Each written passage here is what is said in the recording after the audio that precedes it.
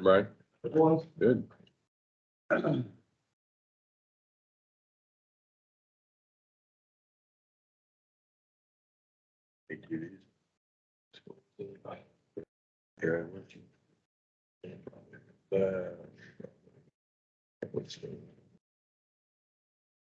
Thank you. Donnie. You want the whole agenda just in case you want to say for the rest of it? This is the auditor's agenda, but it's on the auditors. I don't know. Donnie, you want to stay for the rest of it? Oh. When is that in me? This week? Yeah, I said. Oh, okay.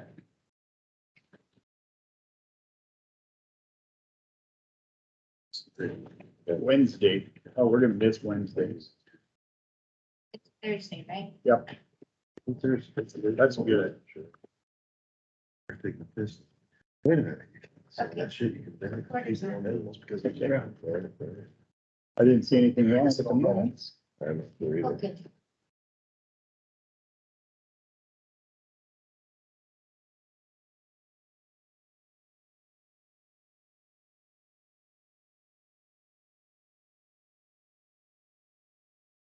Hopping on Thursday, took the boy down to Iowa State. Oh, kids down there. Did you get close? He was a return person, so we pulled right in front of his door, unloaded him. Well, So sometimes it can be a, yeah, last year it was a bear. Yeah. When we came dropping him back off, and then they were lined up out front. best they were. Let's stand to do the pledge, please. I pledge allegiance to the flag of the United States of America and to the republic for which it stands, one nation, under God, indivisible, with liberty and justice for all. Thank you. Any public discussion?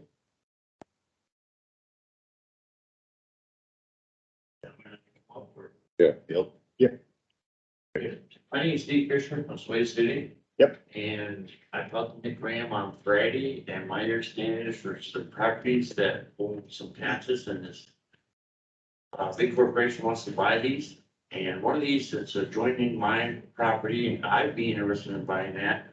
It's lots 10, 11, and 12, block 4 in Sway City. That's just where if you take that property off this list for these people buying, and I'd be interested in buying that property.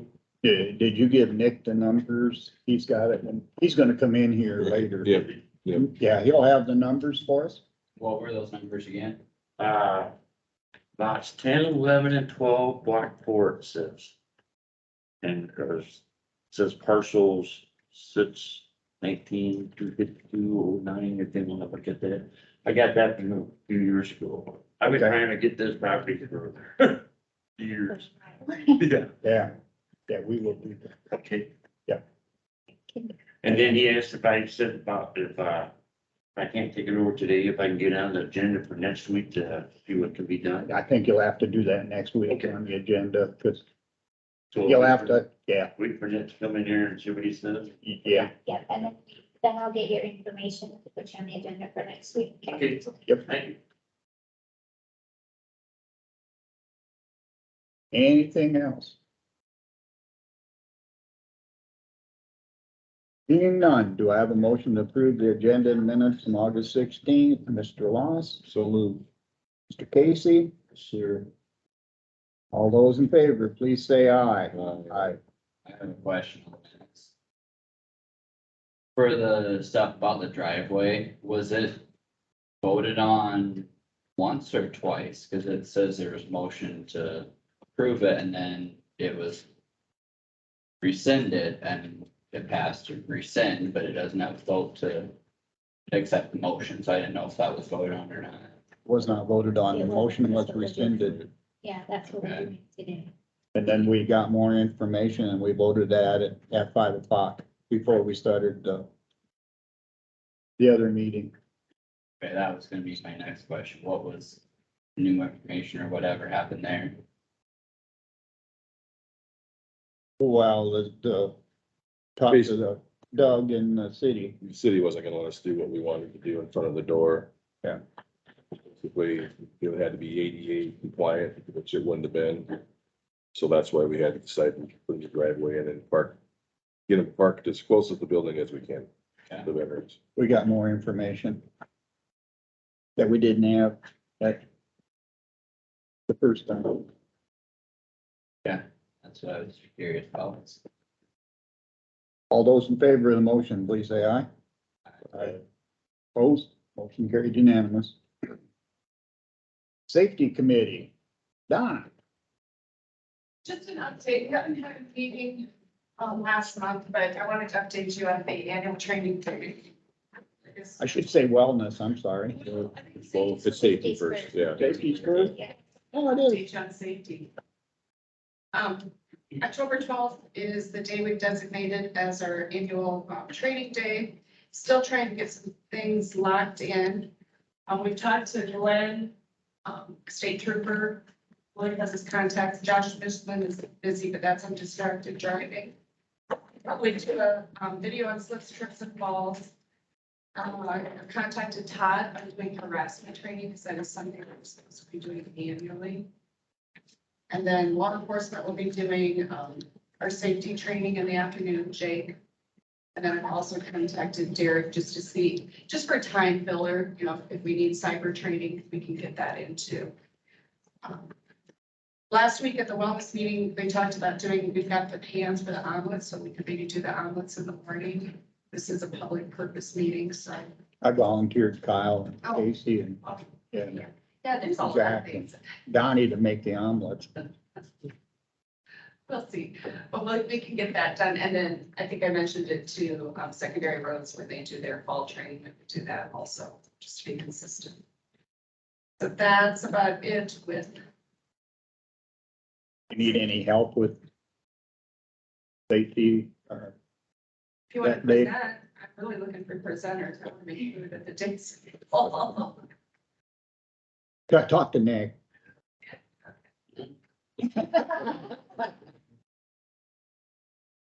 So that's kind of what's on there thus far, and just need to get those timings down. That's all I have for safety. And wellness. Go ahead. Wellness, we met last week. I think you've already gotten the minutes. Our way to go, third quarter weigh-in is September 30th. Probably the big thing is our wellness screenings are scheduled for September 1st over at the election building. I think most of you have signed up. No, I need to get people signed up yet this week. We're down as well, he has me. No, I have- yeah. Not gonna throw anybody under the bus. Tuesday, the evening of September 5th at 5 o'clock, we're gonna do our 5K at Nature's Edge Water Center, or Water's Edge Nature Center, sorry. Just thinking we'll try it on a Tuesday night, just get out there and go and get it over versus Saturday mornings. A lot of people are out of town. April 6th, September 30th, did I say? September 30th. September 20th. Oh, yeah. September 20th. September 20th, Tuesday. At 5. And then I think I also sent out the message, Hy-Vee will be doing a virtual freezer needle presentation, and we're looking at October 18th. If you're interested. Doing that, that's just kind of a evening thing for individuals to do. And that's all I have. Does anybody else have something? Anybody got anything else on wellness or safety? Looks like you're done. Thank you, Donna. Appreciate it.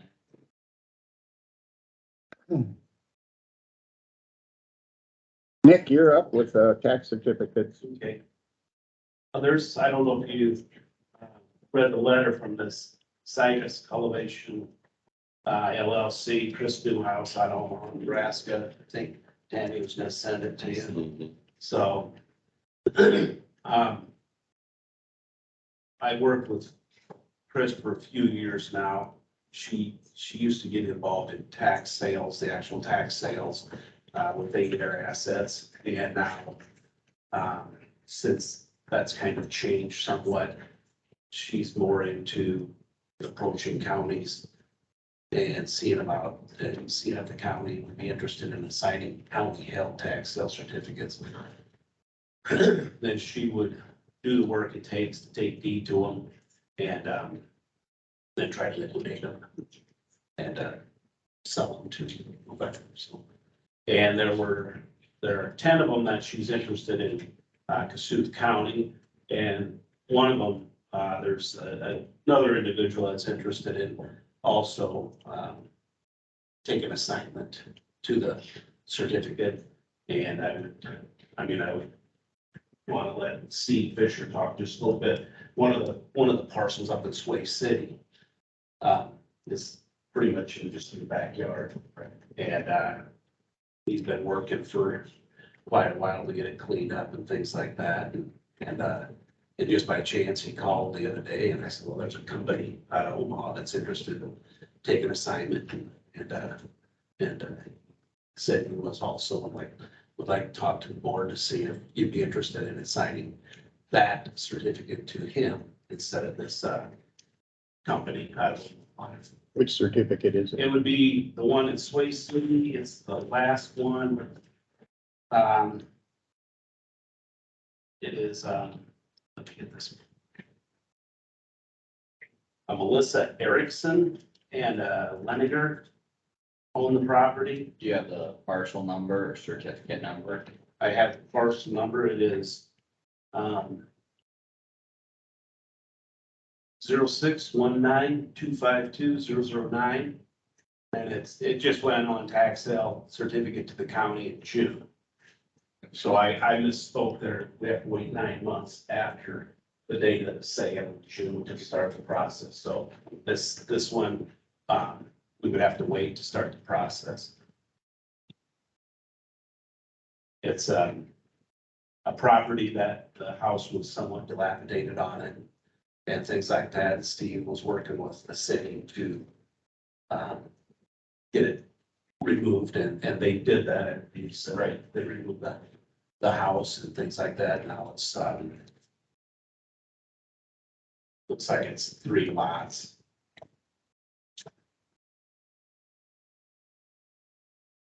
This is Steve's property here, and then that one's Okay, right there. makes sense. Back door. Right. Yeah. It's about, already. Pardon? There's no dollar. Yeah. That went on the certificate at 300, or to redeem it, it's 300 some dollars. He can't do that for a little bit yet. Right. What's that? It's 2022. Yeah, yeah. So. Yeah, to redeem it this month would be $396 almost more. So I would leave that up if you're still interested in that. I'll leave it up to you guys to decide if you want to assign it to Steve or to this company out of. So to do it correctly, we would need a motion to have that property taken off the list and Well, it could stay on the list. It's just that it would assign it to him instead of this company, because I never, on the agenda, we didn't put any specific who it was gonna be going to. So, okay, so you're fine with that? yeah, I'm fine. Is that something we can make a motion on yet today, or we'd have to wait until the 9 months is up? No, you can do it today. Then that way he'll hold the certificate, and then once the 9 months is up, then you can start the process to take deed. Okay, Okay, well, I'd make a motion to assign that one to Steve Fisher and the others to It's Chris. Citizens. Both Citizens. it is Cultivation Elevation LLC. So the other 9 properties. Yep. Yeah, she's willing to pay the taxes instead of just assigning it for $10. They're willing to pay the taxes and the Total, assignment fees on those 9 total tax. Without the interest, right? without the interest. Because that's what I read in there. Yes, right. So that's something that I think that would be a good thing. Yeah. So I have a motion by Mr. Stecker to redeem these parcels. Do I have a second? I'll second his motion. Is there any discussion? Hearing none. All those in favor, please say aye. Aye. Unanimous. Thanks, Nick. Yeah, I do. How do you spell your last name? FISHU.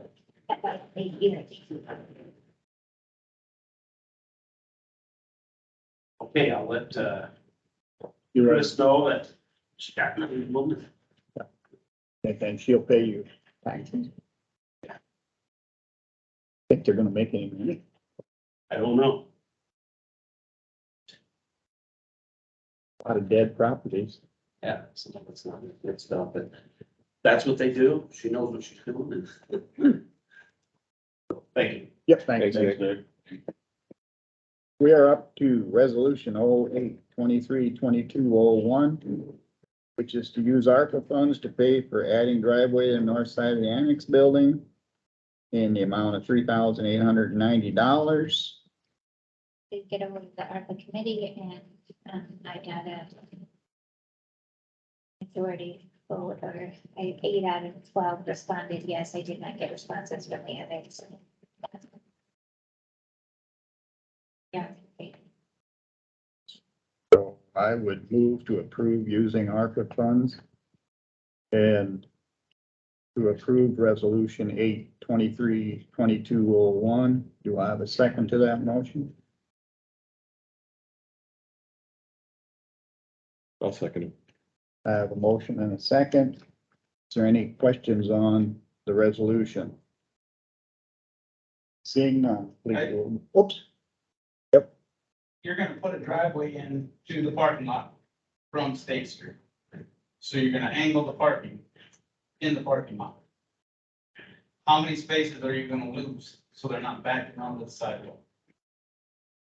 Yeah, let them back on the sidewalk, I guess.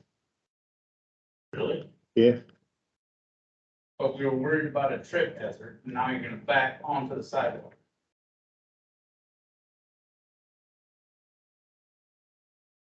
Creating the same thing you're avoiding. They're not gonna use that handicap spot.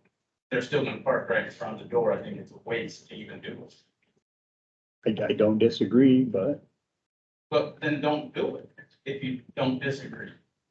That's my point. You're losing 2 spots on State Street here, and we can't get the jailers to park in the back parking lot the way it is. All that's gonna do is move them down in front of the building even worse. We're creating. You're creating more of a problem than just leaving it alone the way it is. So what was the purpose of adding this in the beginning? to get a handicap spot for the veterans. To make it easier for them to get in the parking lot, because the handicap spot is just to the east of the building. So they're parking in front of the building. If you look out the window, they gotta jump over the curb and they can't get their feet up to go over the curb. Yeah, Back in the day when it was when it was originally the Bray Annex, there was a loading ramp. That curb did go all the way down to the bottom. When it was the actual doctor's office. But the city, that's what they're telling us. They won't let us do that because we're gonna make it be ADA compliant. And leave it alone. Yeah, you're better off just leave it alone and let them park there. Because they're gonna still do the same thing if you put a driveway in that they're not gonna use. And you lost 2 more spots in front of the annex. Yeah, the only bad thing is it's hard to get in that parking lot from the other street. Seems to be full. Seems to be full all the They time. still use it. They still use it. And I think you're creating more of a hazard putting, they can't walk over the curb, but now you want them to back up onto the sidewalk and not see somebody? Seems to me like you're creating more of a liability than you're helping anything.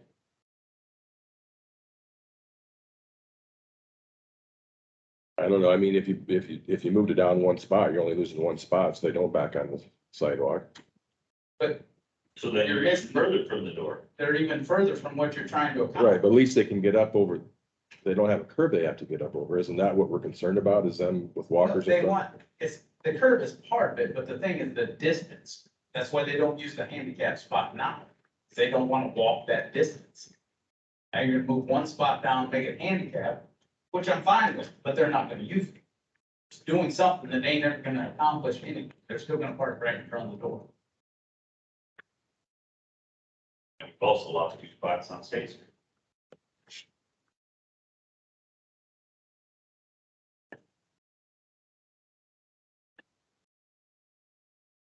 What did Dan say about it?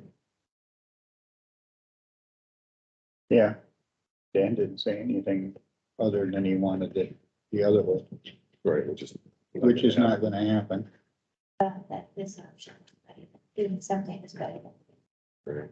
And Has anyone talked to him since the information or whatever was gathered from the city, so we know that we can't do the other option? He knew it that day, that city didn't want it. But, he knew we couldn't do it, but he still was pushing it. We say we're gonna back onto the sidewalk. Aren't they gonna back out at an angle right in the middle of the driveway and then go forward? Took the first stall, You're gonna have to lose a couple stalls to get a car length away from the sidewalk. To do why not angle just have them park straight in like they're doing now? Why do you want angle parking? I don't understand that either, I guess. Why would you have to do angle parking? Easier to get in. You're gonna have to have a directional, they can't, cause you're backing into each other. we just thought the flow would be better if they had to come in and angle park and they backed out and they could go out through the alley. Otherwise, you whip in that parking lot, try to make that first corner, you have to do a 4-point turn. So they're gonna back out on the sidewalk anyway if they park there.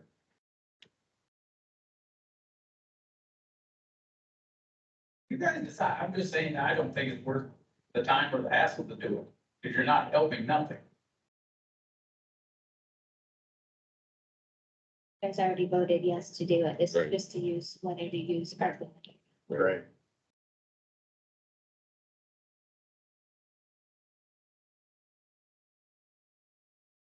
Hearing no more discussion, do a roll call vote. Second, Staying. Casey, Yes. Ross, Yes. Jerks. Yeah.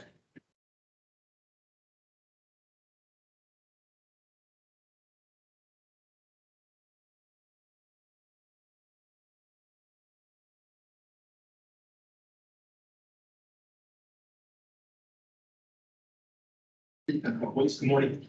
I'll just send you a copy. Can't make any give up. Um,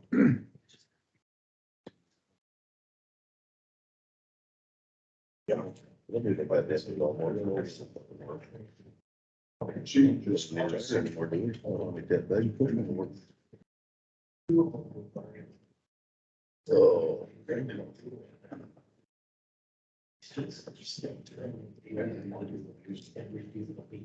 Yeah, so that's. Yeah, thank you.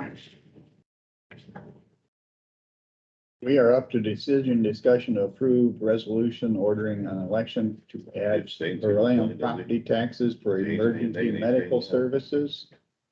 And Phil, you're on it, but I'm assuming that Yeah, you you wrote wrote it. it. Join me. What's he do? I don't know if you printed that Oh, out. right, abstain. Did you print that out? The new one? Yes, I did. Okay, So, because I brought one up just in case. oh, yes, we can. I just removed some. Yes. Roger. thank you. Yeah. I don't know that it really would have mattered, but, Well, the reason that I thought it, we are having a special election September Oh, 15th oh, for the okay. schools, and I didn't you want want to to be get confused. confused. No, that makes sense.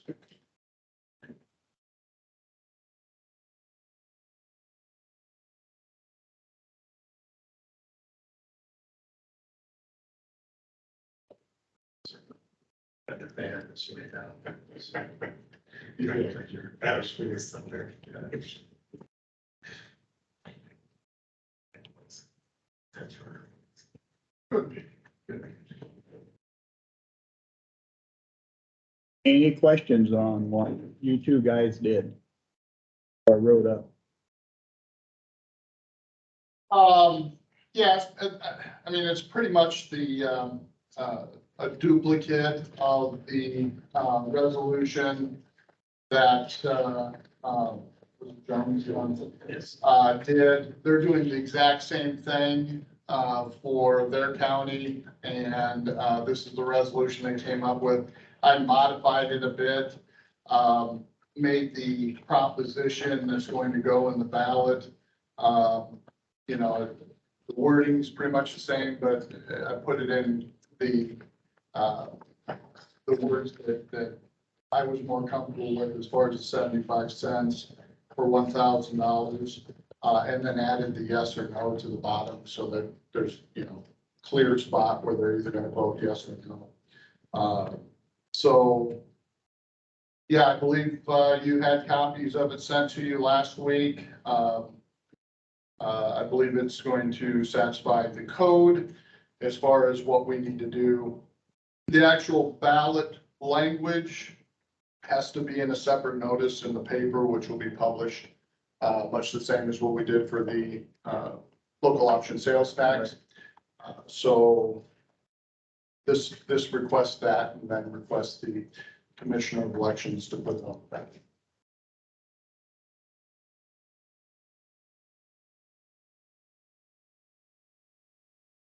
You got any questions, Phil, or answers? You got any answers? And it does require 60%. The only change from the one that you probably have in your packets or email is that the word special was taken off. It said special election, and because it's on the general ballot and we're having a separate special, we removed the word special. Yeah, since it's coming up for a general election, not that that word is necessarily going to cause any problems. It wasn't the Jones County one, but, when Tam brought it to my attention, you know, at first it didn't make sense, but in talking to Tammy, since we're having a special election on something else, in order to make it crystal clear and not confusing for the voters, that it's just gonna be the election on the general election ballot. I wasn't sure why they We had got it the in numbers there. to the. Well, it is technically something that's special, that's gonna be on the ballot, that isn't traditionally on the ballot. So anytime you put something on the ballot that isn't, you know, someone running for office or whatever, you know, it's special election, so to speak, but it's not a specially called election, which you have the authority to do if necessary. But, since we're going to put it on the general, it just makes sense just to use the word election, which is all the code requires. Yep. And election, so, It's special, but it's not special. yeah. They use it as a ballot.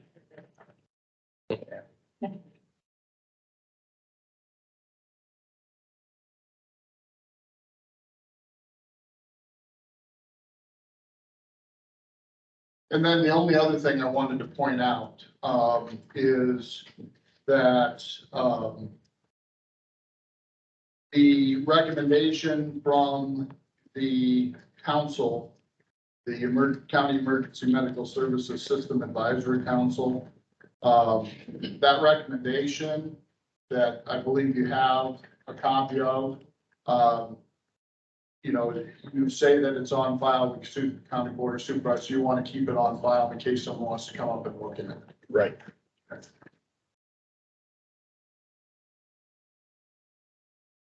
Anything else, Phil?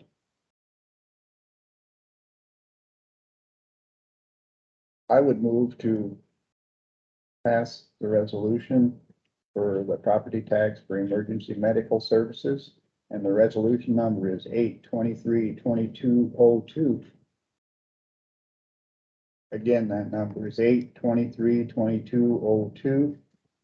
Do I have a second?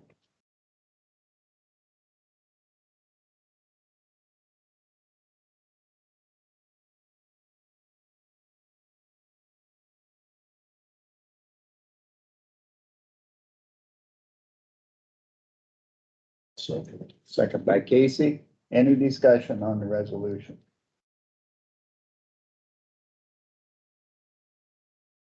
Hearing none. Please do a roll call vote. Becker, Yes. Casey, Yes. Ross, Yes. Jerks. Yes. Motion carried.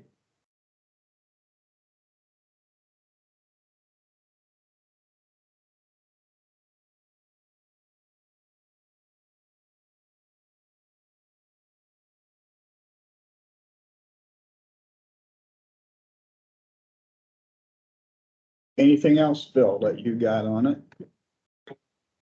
You got stuff ready for a meeting for what? Week from today? Week from today, not today. Not today. Haven't got it ready yet. So Phil, we will get it published, separate Okay. notice, and we will get it on the ballot. So if you need me to do anything, call me. Okay, Or shoot me an email or whatever. what I need Yep. to do. okay. Probably after you publish it, you might start getting questions. Sure. Be ready to answer them. We haven't had anybody at the meeting yet. Yeah, Said Thursday, they're talking about EMS as an essential service, and I know Donnie and Roger are gonna be coming down to that too. It's just gonna be 5 minutes. And we had a meeting yesterday, a Teams meeting with the Secretary of State's office, and a lot of good questions were asked, so they're gonna be talking about that on Thursday too. So hopefully we'll get some more answers just to make sure we're doing it correctly. It sounds like Kossuth County is gonna be just a handful of the first ones to do it. Some of them are starting the process, but it won't be on the general election. Sounds like there's just a handful of us that will be, so, For this year. yeah. I think there's more jumping in at the last minute there. No Winnebago finally finished theirs up just the last couple days, so theirs is coming out now. they're gonna discuss having combined counties. I heard something about that. Yeah, I read something, guess last night about it. They're gonna bring it up in the House, I think, about having counties combine essential services because, well, the county lines don't distinguish the You area. have some doing that already, so like Worth and relies 100% on Sarah or in there, so it only makes sense. Yeah, and I could also foresee them looking at, going towards, you know, the region, like they do with the mental health, yeah. Yeah, Which makes sense, you know, it's necessary and needed, but a lot of the smaller counties, they're gonna have a hard time, I think, doing something unless they combine with another county or. well, we even have a hard time with the double Oh, county. absolutely. We get a lot of area to cover. Winnebago's doing 75 cents plus the 1% local reserve tax. Yeah. But they're still half of what we are Mhm. for revenue. According to the code, they can do that. It can be a combination. No simple answer to this. So, but it's one that needs to be addressed simply because, you know, when you are in need or you have a loved one in need or someone is needing emergency services, you want to make sure that they're available. Right. And if we have the option and availability to do it, we should at least present it to the voters to decide. Right. We're doing our due diligence. Thanks, Bill. Thanks, Bill. Thank you. Appreciate it. You bet. Are you into that? Yeah, I'll bring this and stuff over. they called me last night, yeah. So, You're still up, Todd. yes, I am. Yeah. Next one's the storage agreement, I believe. Correct. Okay. This is a draft copy, because I think I need to make a couple changes. Here you go.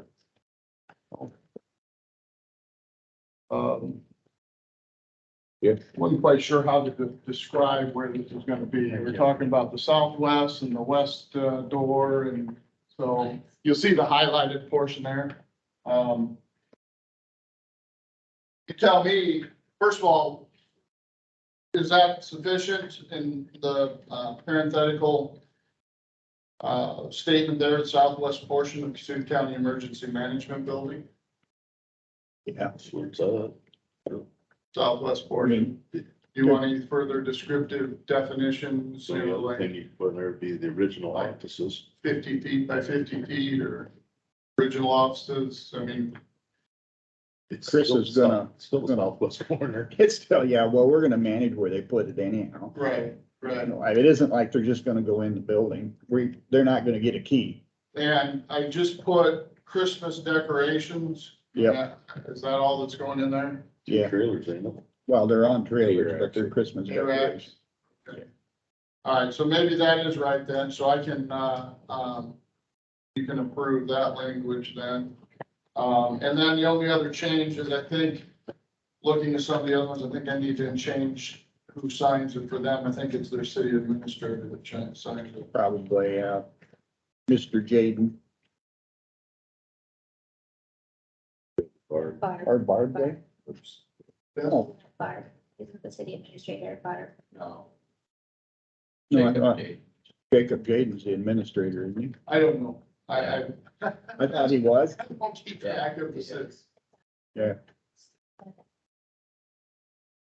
I think Barb's got a different title,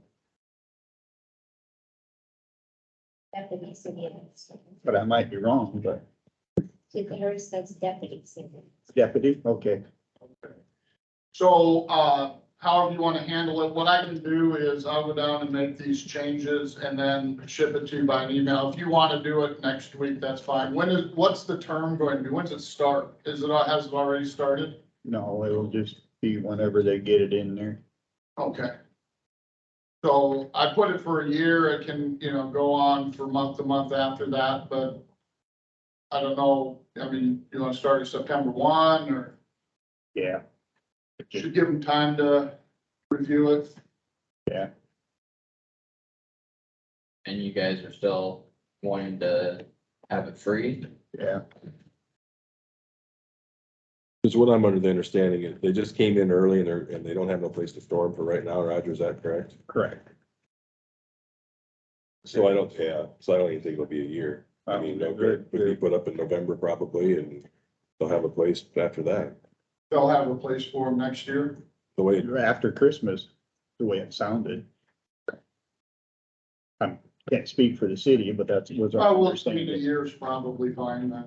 I mean, it'll terminate then on its own. Yeah, Do you want it on next week's agenda? Yeah, Okay. yeah, and I'll just, ship it up to you by email.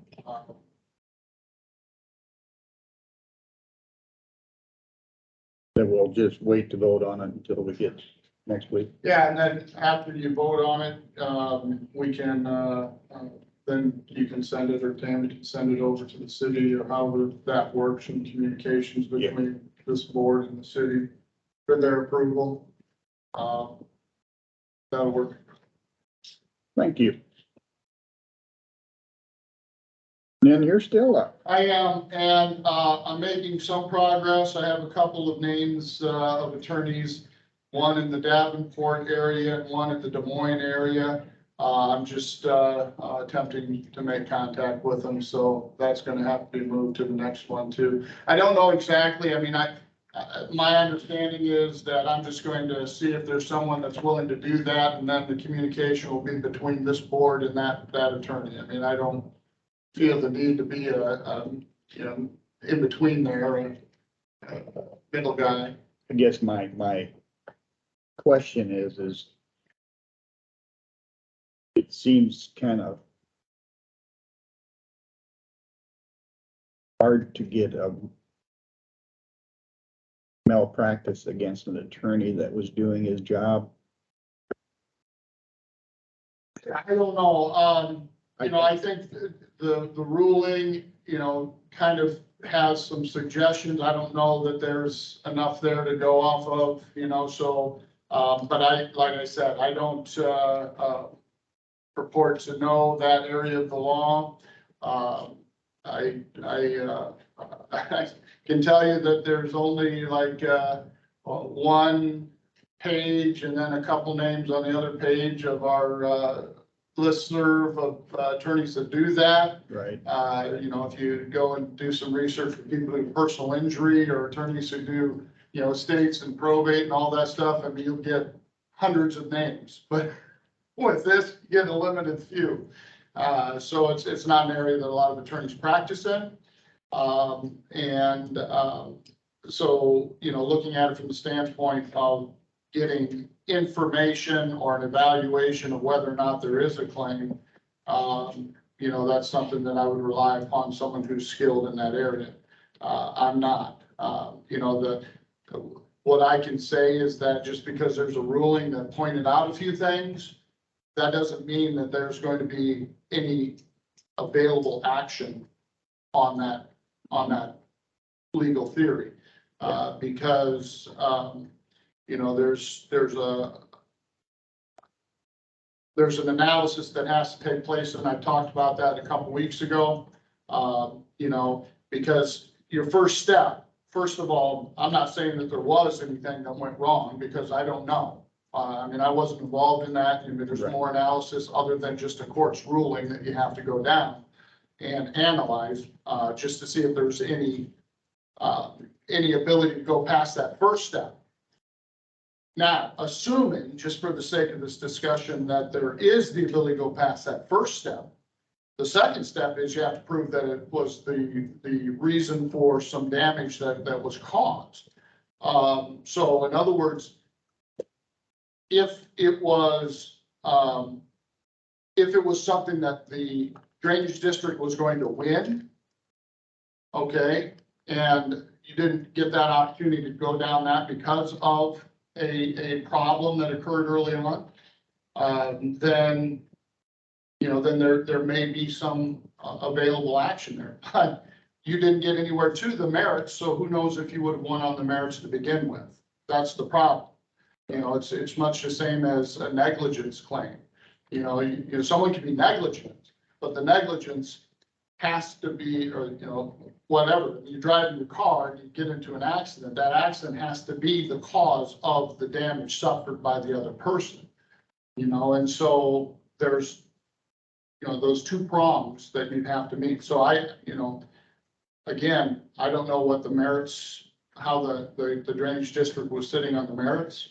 But all of that is something that I would defer to someone who's more knowledgeable and skilled in that area. My point to it is I'm also in that drainage district. And if we have to hire an attorney to sue an attorney, I think it's a waste of money as a member of that drainage district. Well, and you know, it's always a subject of the analysis. Right. Because, you know, again, I want to be clear, I'm not saying that there was anything that went wrong. Right. But, again, assuming for this discussion, you're only going to get a portion of it if you're successful, because the attorney's going to get paid. Right. You know, and I don't know if they work on contingency fees or what. But I know in like personal injury, you know, if you get a $100,000 award, $40,000 of that's going to go to the attorney at 40% contingency. So you get $60,000. Okay. You know, you can just do that because most contingent fee contracts range from, you know, 25% pre-litigation to 33 1/3 or 1/3 during litigation, up to point of judgment where it could go up to 40%. And some go even higher than that. I mean, it's whatever you agree to. You know, I mean, the parties are free to agree as to the payment for the attorney.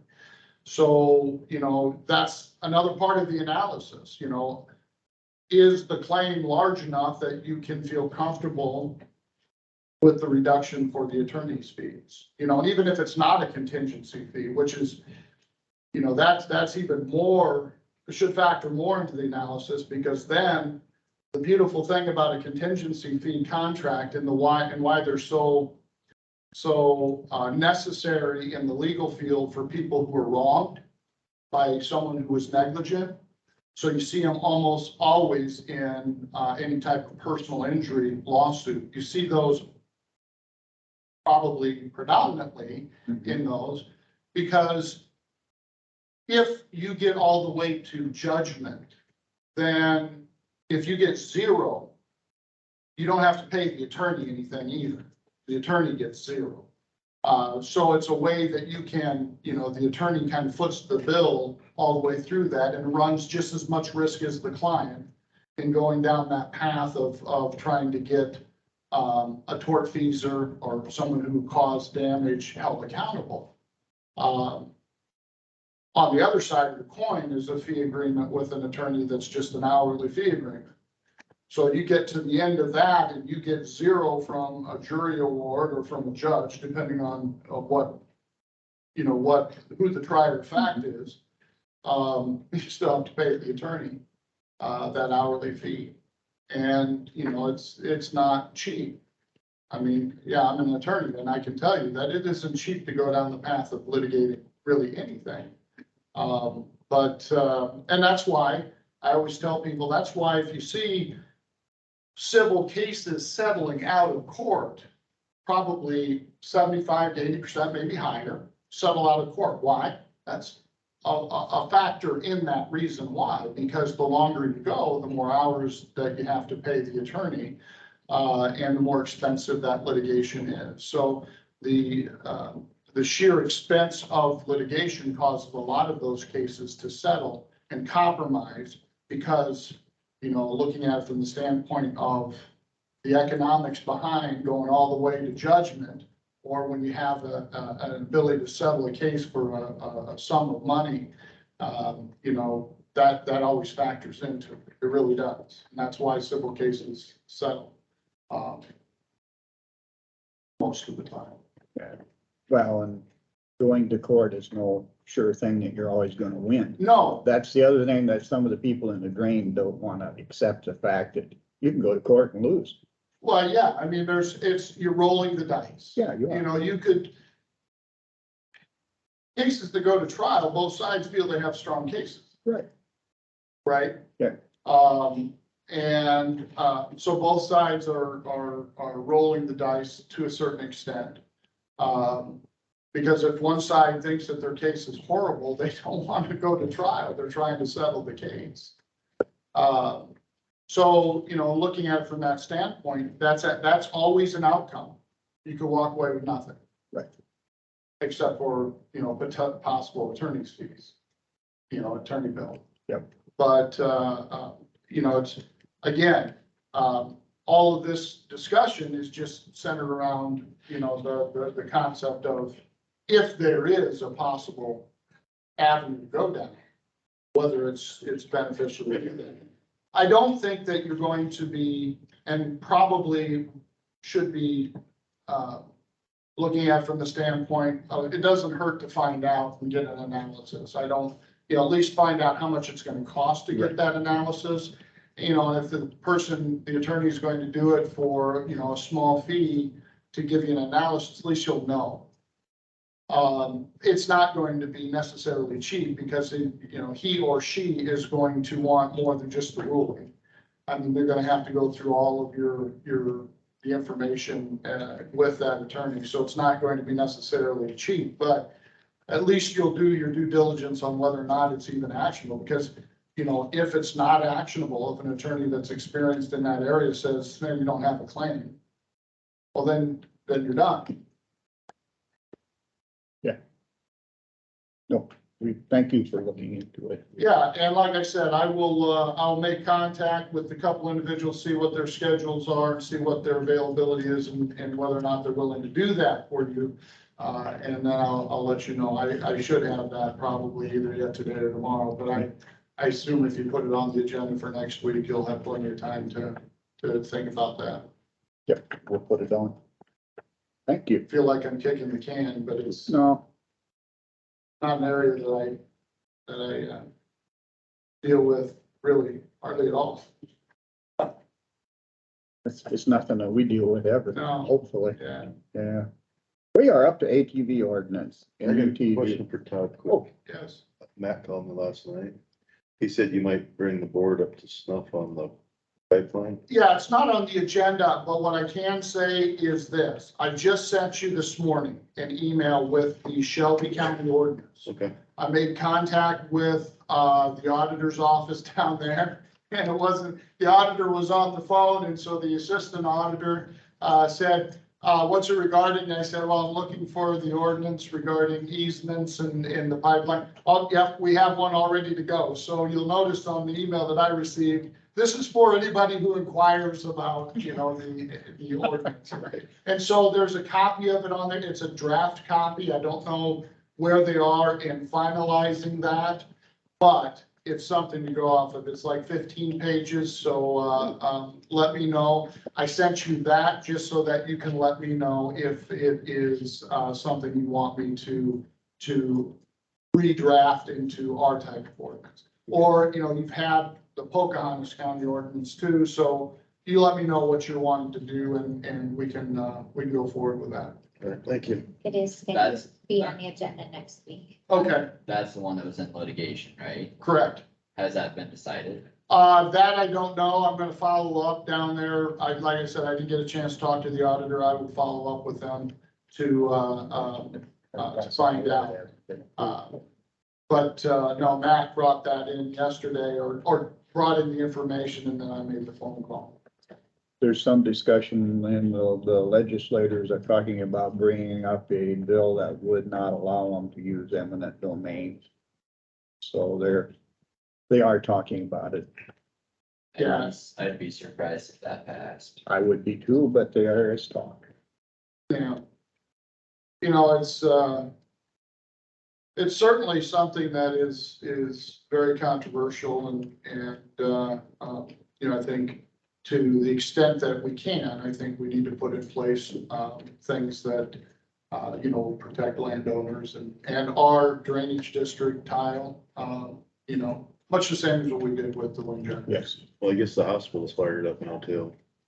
Are they? Couple of the people that are on the committee went and talked to them, and Dar's supposed to come in and talk to us maybe next week. Okay, is that what's on the agenda too for? Person. They want to get all their information before they come in and talk to us, because a friend of Birdie called me on Saturday.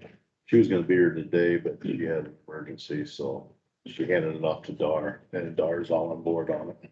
They want like a 2 to 2.5 mile setback from the hospital. How Which far would it be away now?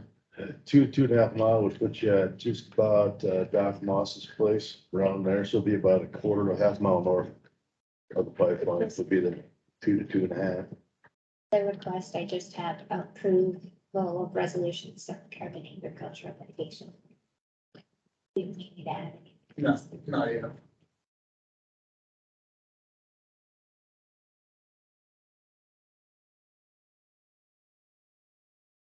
With that, we are up to the ATV ordinance. Yes. I did not bring that up. Oh, I get it. Okay, because I forwarded it to everyone and I think everybody said it looks fine. The only change obviously is the age, that age change. Yep. Everything else remains the same. So our ordinance stands as it is and except for the, Well, this will amend it. This will be a new ordinance. Yeah. okay, This will be B. B. And so this will repeal the prior ordinance and put this one in place. The wording is identical with the exception of the change in the age due to the state law passing, or the state legislature passing the law on the age. so we don't have to read this ordinance or do we? Yes, you have to go through the ordinance. The whole thing? Yes. We didn't publish a summary. Yeah. We did, Yeah, wasn't it a summary that we published? I gave you a summary, didn't get published. Okay, all right. Public date 11/22. First reading is today. Oh, I got it. Right. Yeah. So then, and then you can, then only do the second and pass it then because of the summary being put in the paper. Yeah, go ahead. Okay. Kossuth County ordinance number 114-B, an ordinance regulating the operation of all-terrain vehicles and off-road vehicles in Kossuth County, Iowa. Section 1, purpose. This ordinance shall designate the county secondary roads where all-terrain vehicles and off-road utility vehicles may operate. Section 2, definitions. The definitions of terms used in this ordinance are: 1, all-terrain vehicle as defined by Iowa Code Section 321I.1 means of a motorized vehicle with not less than 3 and not more than 6 non-highway tires that is limited in engine displacement to less than 1,000 cubic centimeters and in total dry weight to less than 1,200 pounds, and that has a seat or saddle designed to be straddled by the operator and handlebars for steering control.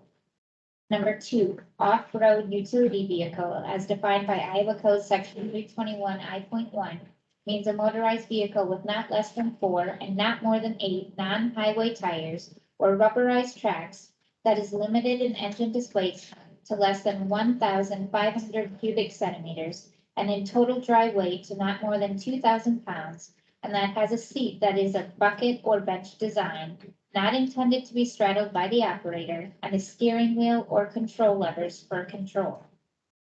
Number 3, primary roads mean those roads and streets both inside and outside the boundaries of municipalities which are under the jurisdiction of the Iowa Department of Transportation, including Iowa State Highways 169, 18, 17, 15, and 9. 4, roadway, as defined by Iowa Code Section 321 I.1, means that portion of a highway improved, designed, or ordinarily used for vehicular travel. 5, secondary roads means those roadways under the jurisdiction of the Kossuth County Secondary Roads Department. Secondary roads do not include primary roads. Section 3, operation on roadways. A registered all-terrain vehicle or off-road utility vehicle may be operated on all secondary roads during the hours of 5 a.m. to 11:30 p.m. in Kossuth County pursuant to the restrictions in this ordinance and those restrictions imposed by the Iowa Code. Section 4, unlawful operation. A person shall not operate an all-terrain vehicle and or off-road utility vehicle under any of the following conditions. 1, at a rate of speed greater than reasonable and or proper under existing circumstances, having due regard to the traffic, surface, and any other condition existing, but not greater than 35 miles per hour. 2, in a careless, reckless, or negligent manner, so as to A, endanger any person, including the operator, B, cause injury or damage to person or property, C, create unnecessary skidding or sliding or cause any wheel or wheels to unnecessarily lose contact with the ground. When using a level B roadway, the operator shall use extra caution, especially when the roadway is wet. Number 3, without a lighted headlamp, a lighted rear lamp, and equipped with at least one mirror so located as to reflect to the operator a view to the rear of the vehicle at distance of 200 feet. 4, with a firearm in the person's possession unless it is unloaded and enclosed in a carrying case. However, a non-ambulatory person may carry an uncased and unloaded firearm while operating or riding on an all-terrain vehicle or off-road utility vehicle. 5, in any tree, nursery, or planting in a manner which damages or destroys growing stock. 6, on public land, ice, or snow in violation of official signs prohibiting such operation. 7, in any park, wildlife area, preserve, refuge, or game management area, gravel pit, or any other property owned by Kossuth County. 8, upon any portion of a meandered stream or the bed of a non-meandered stream, which has been identified as a navigable stream or river by the Department of Natural Resources and which is covered by water. This provision does not apply to designated riding areas, designated riding trails, the use of crossings for agricultural purposes, the use of construction vehicles engaged in lawful activity, and or the operation of all-terrain vehicles on ice. Number 9, on snowmobile trails except where designated by Kossuth County and the primary snowmobile trail sponsor. Number 10, upon an operating railroad right-of-way. An all-terrain vehicle may be driven directly across a railroad right-of-way only at established crossings. This provision does not apply to law enforcement officer or railroad employee with authority to enter upon the railroad right-of-way and the lawful performance of their duties. Number 11, upon any primary road within Kossuth County. However, such vehicle may be driven directly across such primary road at an established crossing. This provision does not apply to a law enforcement officer in the lawful performance of their duties. Number 12, without first yielding to all other traffic. Number 13, with more persons on the vehicle than it was designed to carry. No riders shall be in the box of an off-road utility vehicle, even if equipped with seats and seat belts. 14, on any riding area or trail unless the trail is designated by sign as open to all terrain and off-road utility vehicle operation. Number 15, in any ditch within Kossuth County. This does not include farmers who are using their vehicles exclusively as farm implements while engaged in farming. Operation of all other vehicles is confined to the travel portion of the roadway only. 16, unless the operator is at least 18 years of age, has a valid driver's license, the vehicle is duly registered, and the operator has proof of insurance. However, if the operation is between sunrise and sunset and is incidental to the vehicle's use for agricultural purposes as set forth in Iowa Code Section 321.2234A, subsection 1, paragraph A, the operator must be at least 16 years of age. Number 17, without wearing a properly adjusted and fastened seatbelt if the all-terrain or off-road utility vehicle is so equipped. 18, without the all-terrain or off-road utility vehicle bearing 16 square inches of red and white reflective tape or a slow-moving vehicle sign affixed to the rear of the vehicle so that is clearly visible. Section 5, requirements. No person shall operate an all-terrain or off-road utility vehicle on any secondary road for any purpose unless the operator possesses the following. 1, proof that the all-terrain or off-road utility vehicle is registered with the Iowa DNR. 2, proof of ownership, including but not limited to bill of sale, registration, and/or other documentation. 3, proof of the operator's age and a valid driver's license. 4, if the operator was born after 1995, proof of passing an Iowa DNR-approved ATV education course. 5, proof that the owner and operator have liability insurance covering operation of the all-terrain or off-road utility vehicle on secondary roads in the amount required by the Code of Iowa. Section 6, exempt vehicles. The registration requirements of this ordinance shall not apply to the following described all-terrain or off-road utility vehicles. 1, all-terrain or off-road utility vehicles owned by the United States, this state, or another state, or by a governmental subdivision thereof, and used for enforcement, search and rescue, or official research and studies, but not for recreation or commercial purposes. 2, all-terrain or off-road utility vehicles used in accordance with section 321.234A, subsection 1, paragraph A. 3, all-terrain or off-road utility vehicles used exclusively as farm implements. Section 7, penalty. Violation of the ordinance shall constitute a county infraction punishable by a fine of $65 to $625, plus the applicable court surcharges and costs. As an owner or operator who produces to the clerk of court prior to the date of the person's court appearance, as indicated on the citation, the necessary proof that the requirements set out in section 5 were in effect at the time the person was stopped and cited, shall not be convicted of a county infraction, and the citation issued shall be dismissed by the court. Upon dismissal, the court or clerk of court shall assess the cost of the action against the defendant named on the citation. Section 8, severability clause. If any of the provisions of this ordinance are for any reason illegal or void, then the lawful provisions of this ordinance, which are separable from said unlawful provisions, shall be and remain in full force and effect, the same as if the ordinance contained no illegal or void provisions. Section 9, repealer. All ordinance or parts of ordinance in conflict with the provisions of this ordinance are hereby repealed. Section 8, effective date. The ordinance shall become effective upon passage and publication pursuant to Iowa Code Section 331.302, subsection 8. Thank you. Need a bottle of water? Yes. I got it. Yeah, thank you. I'm starting to stutter the last part. Or a case of it.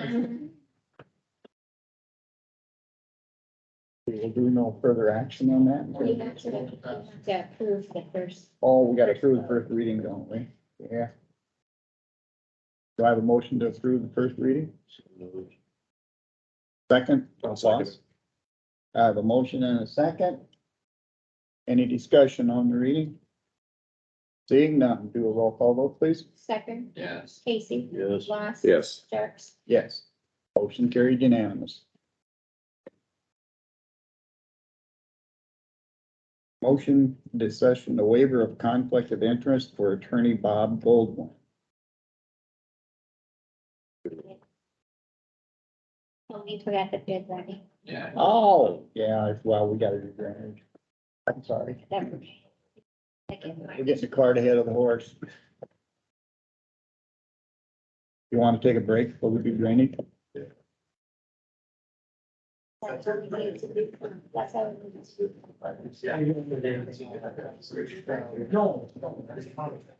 Yours. Yeah, and I'll make the There was some discussion.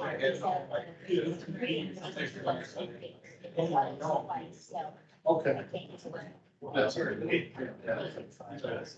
See how this goes.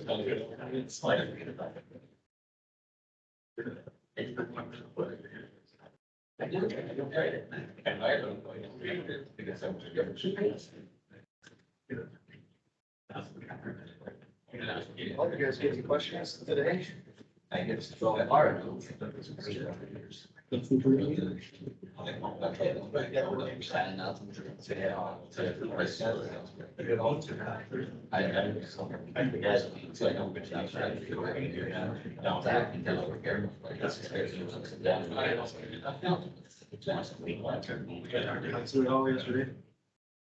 Yes, I got one there. It's what's called. I guess there's no direct. So. Jacker. He's gonna call in. Thanks for The lettings.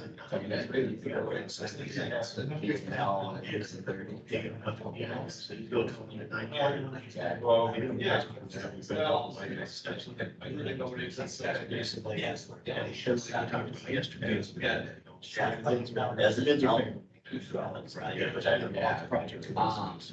Doug Jones. What do you think? And I said, I know you have that. So I didn't know if you do that today. That's what I'm pushing for. It's gonna take you a few minutes. We got a few other meetings going, which.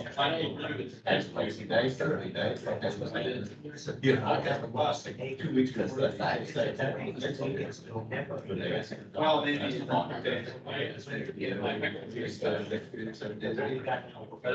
Yeah.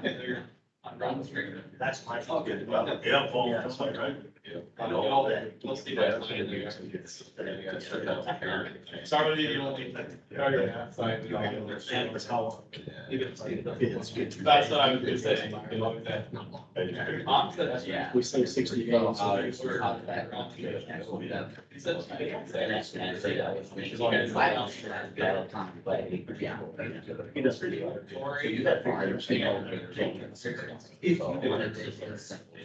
And your grandparents are all. I mean, I got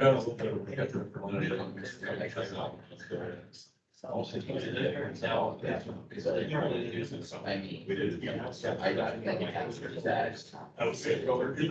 Back then, we're gonna do the project. Oh, There, that's metal. Mercury is just like, that's right, so their backyard.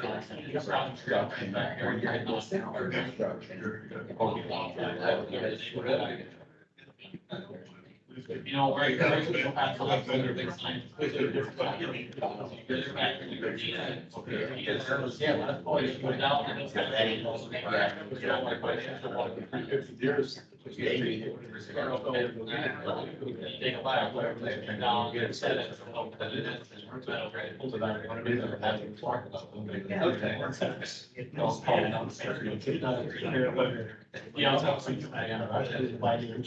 Yeah, yeah.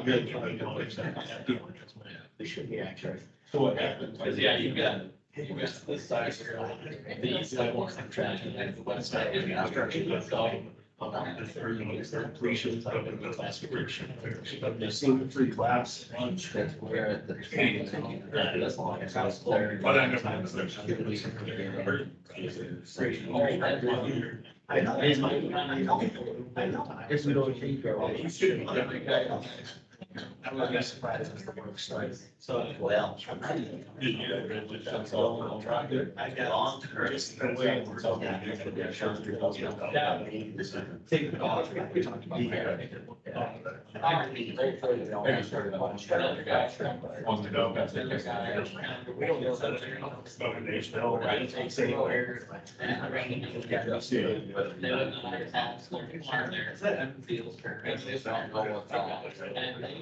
But that's my.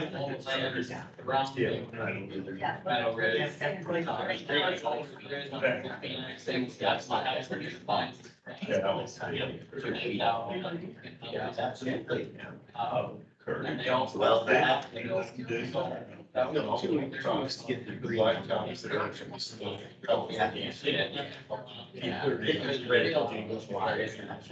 And one we was at yesterday. He's gonna here, but. Spurring.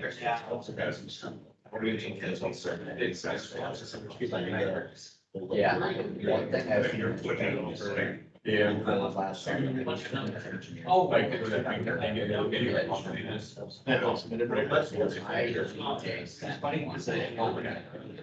I was gonna check with you, see if they got it. It's just. Are you? I didn't realize that. But I was.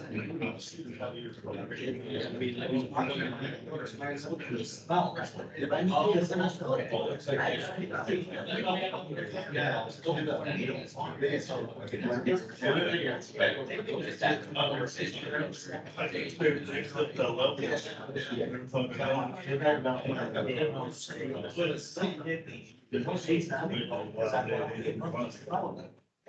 Unless you were having it.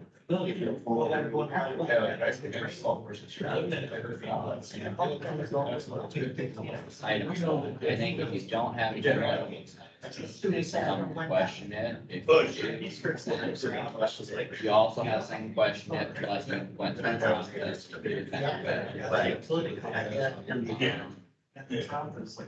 Well, here's the thing, you can scan through it. Yeah, well.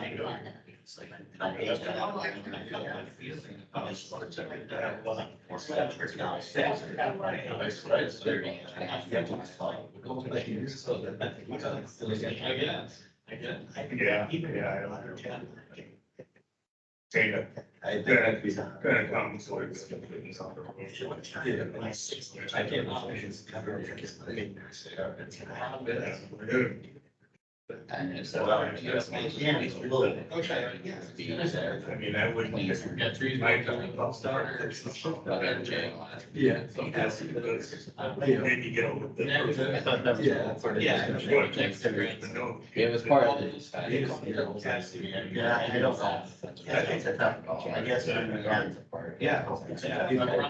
I'm done. I do. Well. Maybe we can. But no. Now, But the other side is. Yeah. yeah, I would agree with that. I'm sorry. You said. I mean, a big white deal.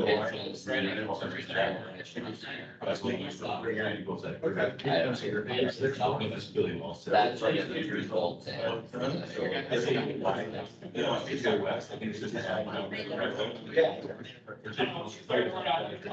Yeah. You can be. You'll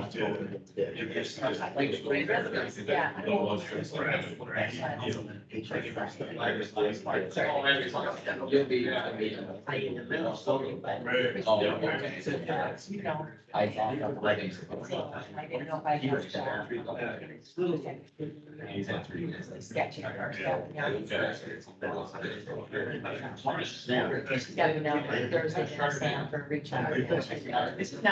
They matter, yeah. She's back. So anyhow, I would love to go down there and like get up my room and everything, but what do you do, you know? Yeah, exactly. What do you do? It's just been a weird weekend. So I'll get you some more, I'll bring some more in. Thanks, Tyler. Oh, okay, so, Yeah. yeah, but not particularly for the, so you're here for the hearing, but not necessarily. That's. Yeah.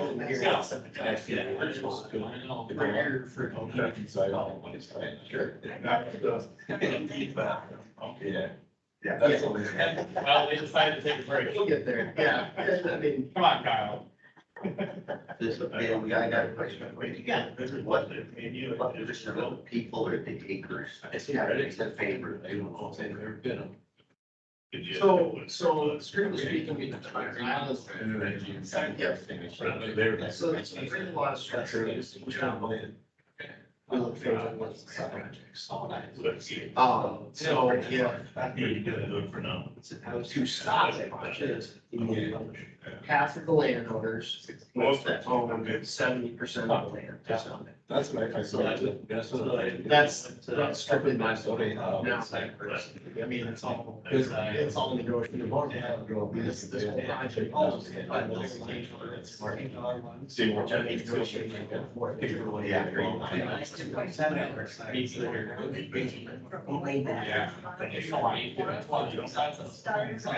Yeah, when did the building? That's where I, Yeah. my guilt. Yeah. I never let you. Yeah, 10 minutes. Yeah. Starts right away, as soon as anybody gets. What year? Yeah, That's 2010. So, Well, you said. no, I was looking Yeah, at, that's right. I was looking at the history a little bit today from our perspective. And the project number is set up for 2014. We got moving in probably at 2020, so we have a little bit of just poking around in records. So you get first couple. So are we should build from 2014 to 2016? Oh, okay. I didn't know. Yeah, 2014. So this is almost 10 years, because, 2023 is right around the corner. Yep, And we ain't even turned the wheel yet. yep. We're close to it. Hey, Close. yeah, but for 2 years, we couldn't even step foot in this courthouse because of the pandemic. You know what I mean? So there's 2 years, nothing happened. 2 years of poking around, there's 4 years of administrative fees that. Wait, Yeah, that could be 100,000 or more. Just haven't come here. yeah, I think. Yeah. For the sewing jobs. Yeah. Like that. I don't ever see them get. Yeah. I don't love. Come here, we'll see. I don't know, I'm sitting there. We get started. I feel as though some of these costs are inflated due to circumstances beyond our control. Sure. You know, It's Just like in a tech, just like the tax. And the diesel. Because they can't get it. So we were actually. It's huge, it's huge.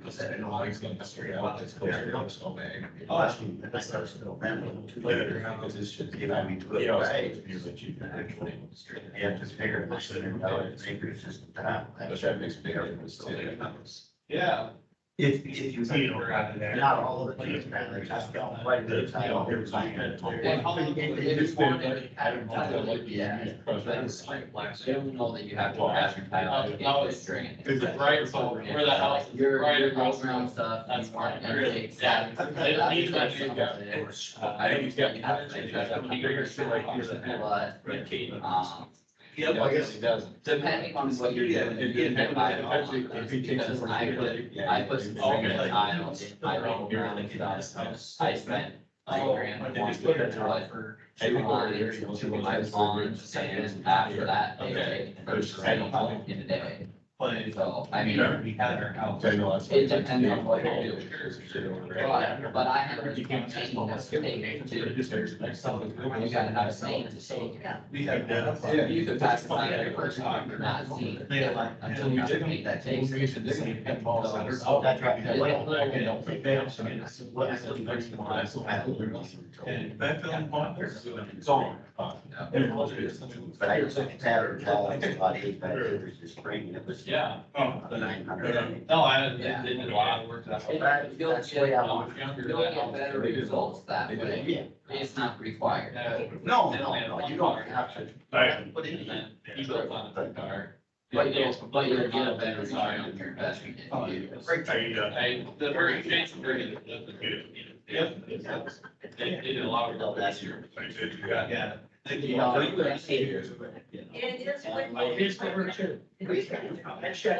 Oh, you got it all checked out, check it out. Yeah, it's still being district. Do you know Brian's? Brian's there. must not be. Yeah, they'll be, I think it's too expensive. Cost.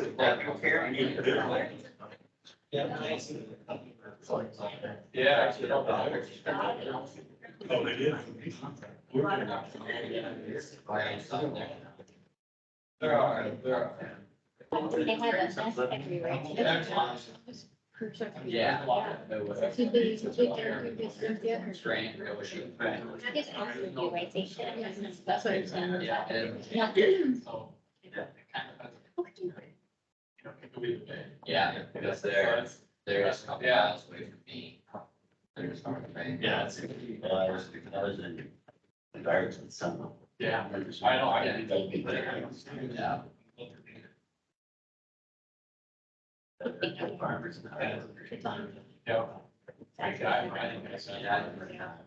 Farmers. Yeah.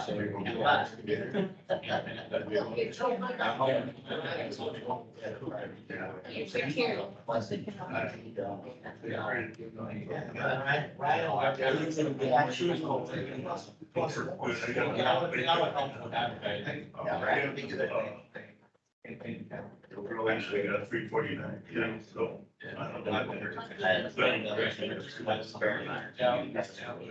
Some of the show. Yeah.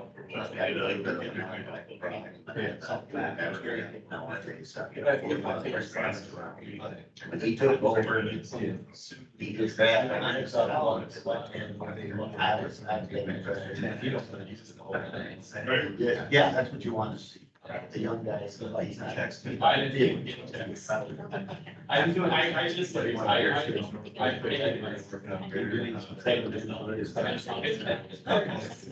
just, I just run a check from me and then I. Yeah. My brother's. So checks are- Right.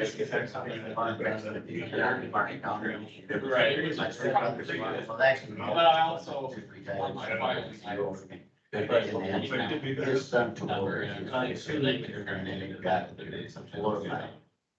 He's farmed for the country, but it's like and it's all back to the dogs. 5 generations. They probably, maybe actually, they're responsible stuff. All his life. Although I don't know that it got some. They all underwire. Well, it's still you. That's right. Yeah. Yeah, And it's, Okay. Oh, I don't They will have have. two jobs. But when they married, my oldest one, when he said that he was 9. Yeah, we haven't started yet. I should have marked. I said, you know, it's 81 for a year, things have changed. What they always say, the big year, and 3 years after the quarantine. Yeah.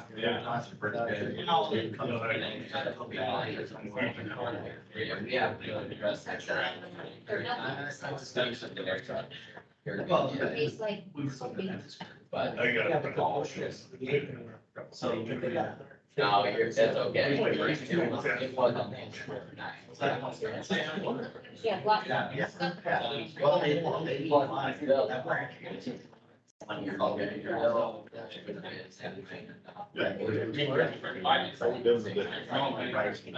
All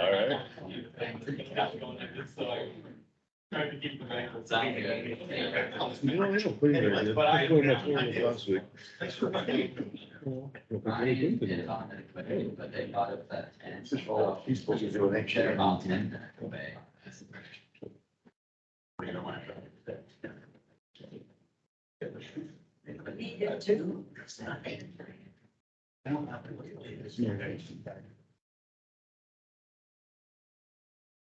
Which they don't know.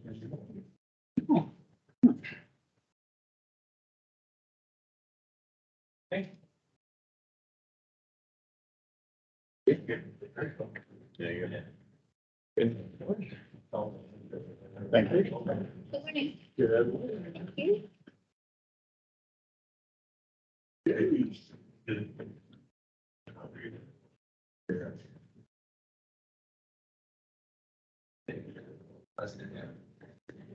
You're all ready, Dan?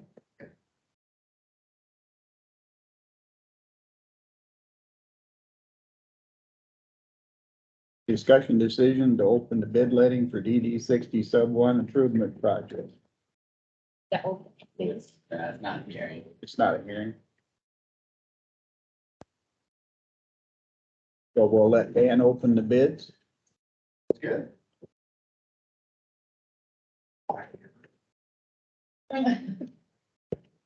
All right, well, good morning, everybody. We'll go ahead and start off this bid letting. So today's gonna be kind of interesting in the way of bid lettings. This is a rebid. As you know, we had a initial letting a few weeks ago. We decided that we wanted to change some material in the contract. So we opted to have a rebid. Now, after this rebid, we'll take a little break and I'll tabulate the bids, go through and kind of see if we can get a feel for what each person's share of the cost is gonna be. And then, as I understand it, we'll have a hearing shortly after that, probably about 9:30, where we'll discuss and see if this is a project that we want to go through with or where to go from there. So without further ado, we'll go ahead and get into bid letting. Now, there was an addendum with this project, that made an attempt at clarifying how, the sub-base rock or the plastic pipe would be paid for. As you guys know, or maybe you haven't heard, when we do plastic pipe, you have to be a little more cognizant of soil conditions than with concrete pipe. So we try to include a little bit more bedding rock for where the soils are sandy, where they collapse, or if there's places where there's extra cover. And that's based on manufacturer's recommendations. So we throw a little bit in there, but we made it so that the contractors could bid separately on the rock versus the pipe rather than having to include all that in. So hopefully we'll see some good prices today and we'll take it from there. All right, so the first day is Zach Lubenthal Excavating. Just Zachary, yeah, Zachary Lubenthal. Out of Sway City. So I can start with the cashier's check.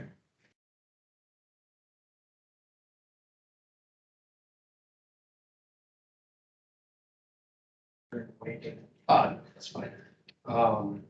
And everything appears to be in order there. Go ahead. Bids. So the way this works, if you look at the sheet in front of you, there is the bond column. So you go ahead and mark that if that is there and in order. Then there's also a base bid column. That is the one that we go off of. The lowest responsible bidder for the base bid is the winner. And then the alternates are all factored in there as well, but ultimately we go with the lowest responsible bidder for the base bid. Okay, bidder acknowledges addendum number 1. It appears to be in order there. And the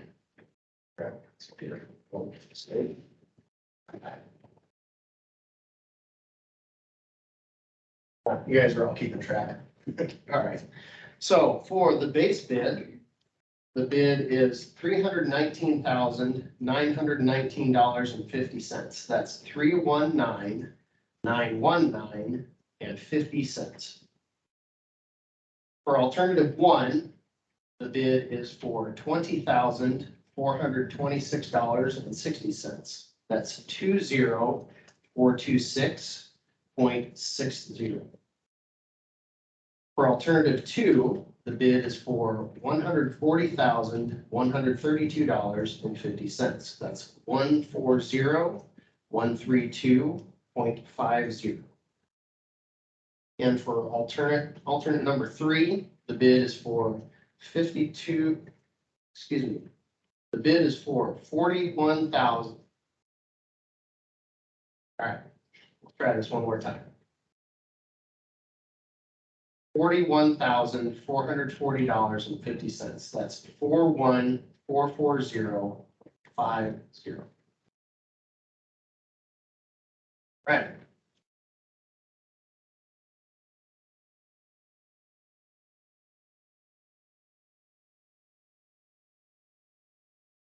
Next bid is for Wrightsville Excavating out of Burt, Iowa. Start off with the bid bond.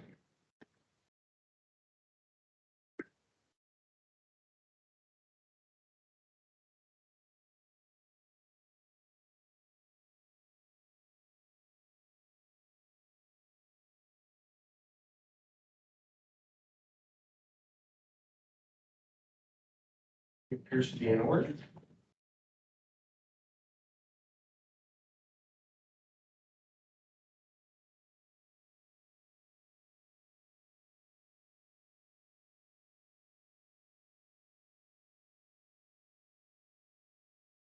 Okay. Addendum number one is acknowledged on the bid form.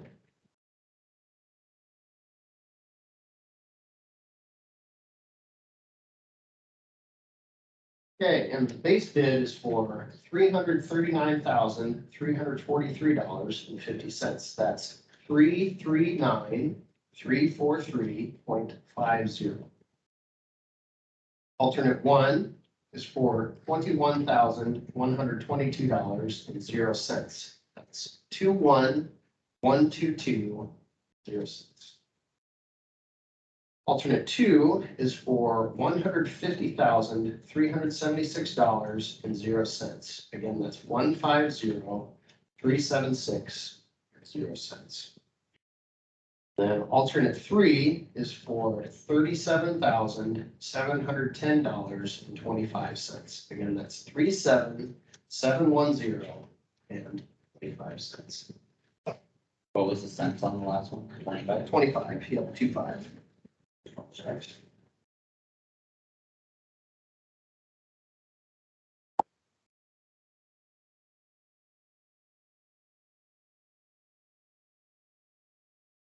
And then our last bid for the day is from Holland Contracting out of Forest City, Iowa. Yep.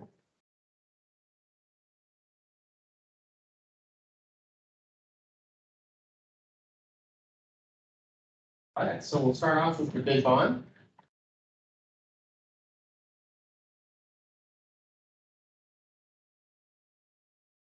It should be in order here.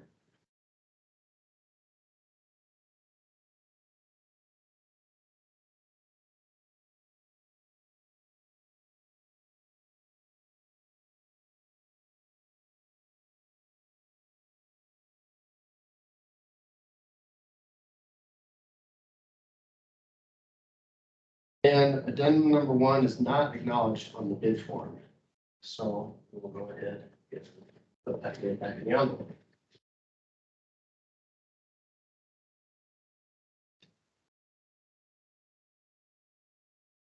Look at the two responsive bids, base bid. At initial glance, the current low bidder is Zach Lugenthal Excavating out of Sway City. But that's it for the bid letting. I'll go ahead and tabulate the bids, and then we'll have a hearing here in a few minutes. Things look.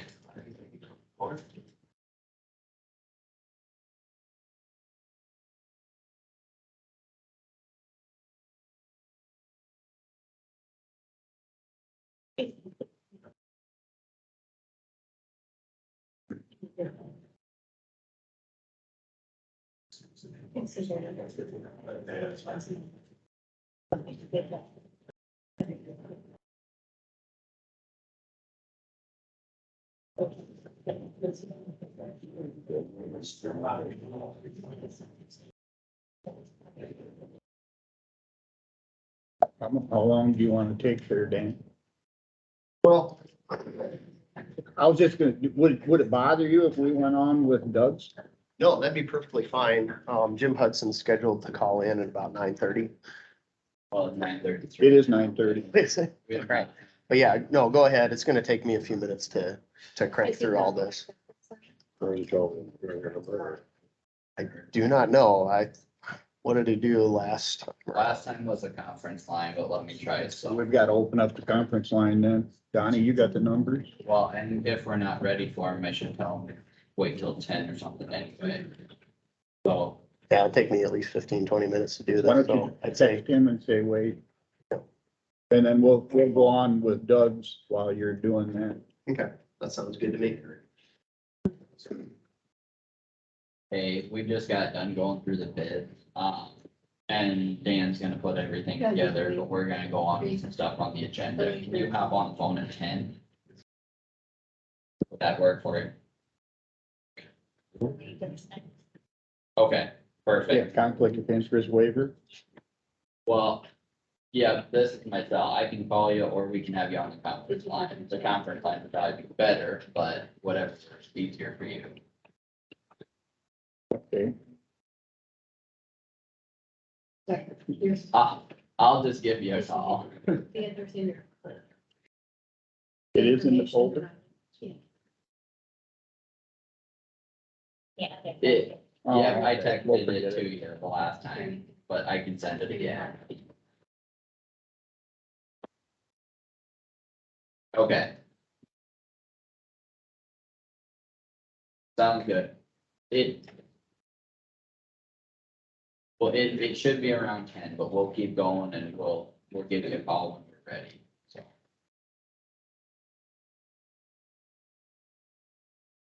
I think so. We'll talk about that at 10, but probably.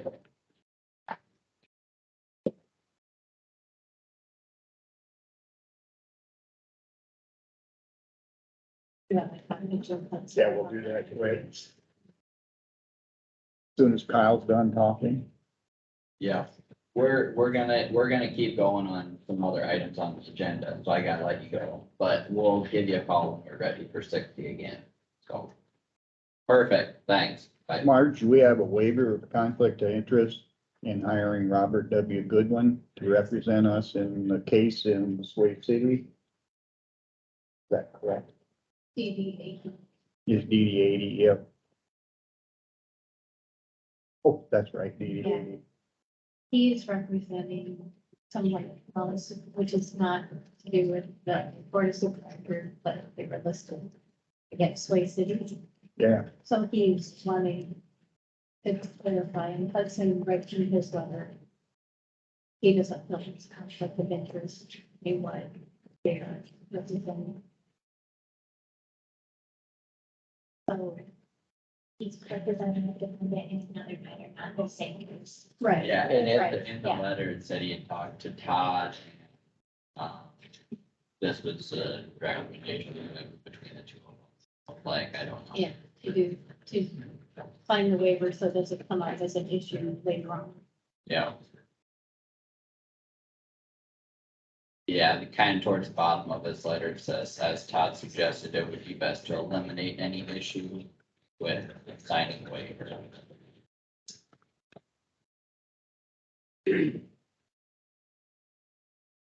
want advice from the county attorney that we should sign the waiver.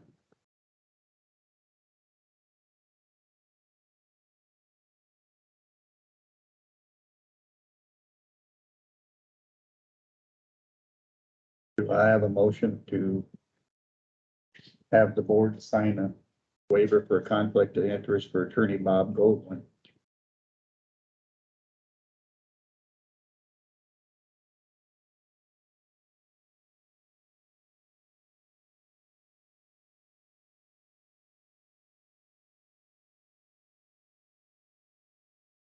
I'll make that motion.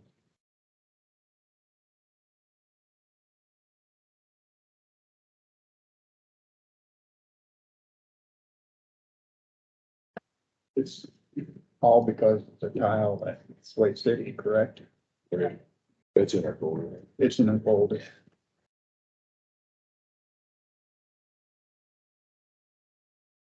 I'll make a motion to sign the waiver of con, and everybody's got to sign it, correct?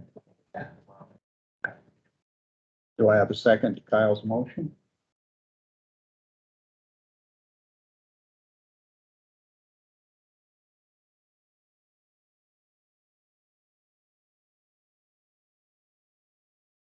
I'll second it.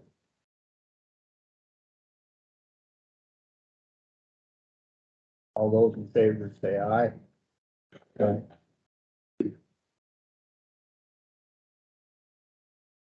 And we just sign it now and get it over with.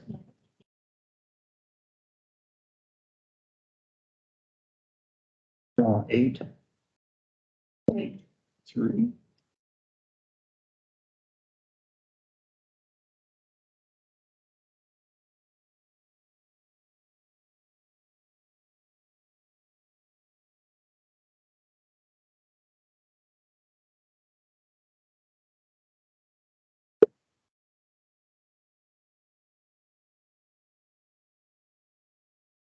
Ten.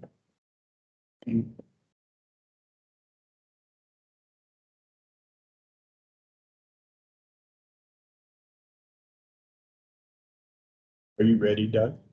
Well, just about, yeah. Good. I think I'll present the motion. So. Turn it to the, so. Go back to this out. Okay, I, requested quotes for a Caterpillar 317 excavator, trading in our 312 that we have. I requested quotes from Ziegler Cat and Alt4 for Cat on that. And then on the back side of the same sheet that I'm handing out, also requested a quote for a Caterpillar 289 compact track loader to trade in our 2001 939 steel track loader from the same dealers. So I'll open those quotes now for the board. And I've got motions. Just gonna see quick if they printed quick. I'd sell 3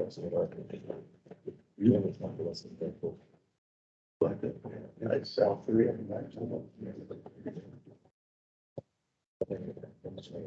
So I'll open up the Ziegler quote first. We'll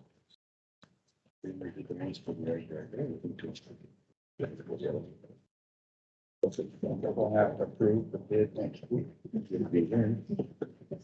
Oh, we didn't be in this one. Oh, we're good. Okay.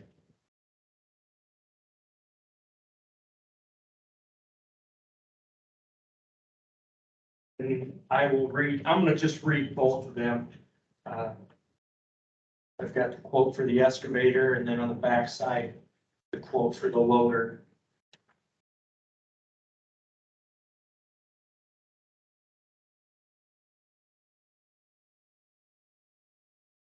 So the quote for the excavator was, From who? Is this this is from Ziegler. Okay. They quoted $240,616.33. And they offered a trade of $26,400. So that would be a purchase price of $214,216.33.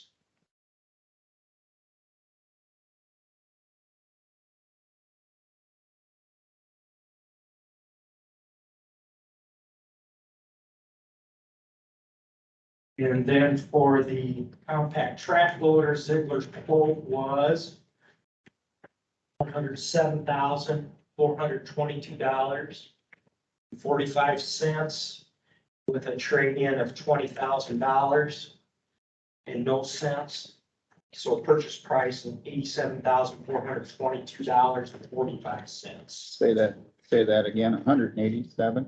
$107,422.45. With a trade credit of $20,000 for a purchase price of $87,422.45.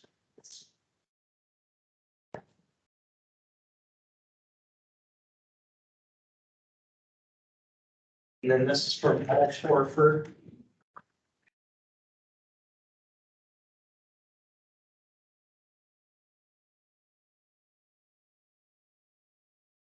That old, that dog's always been clever.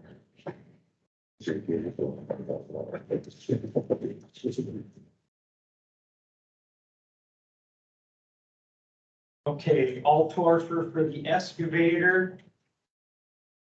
Their bid, or excuse me, quote, $267,505 with a trade of $24,000. So their purchase price is $243,505.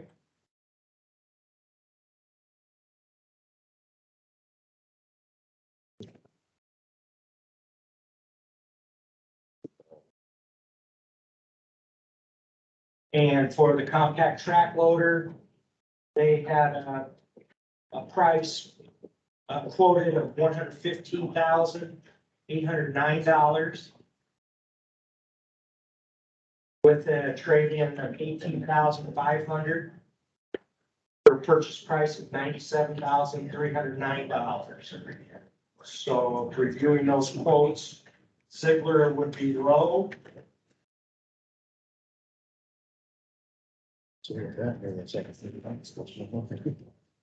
On the excavator. Oh, On both. Yeah.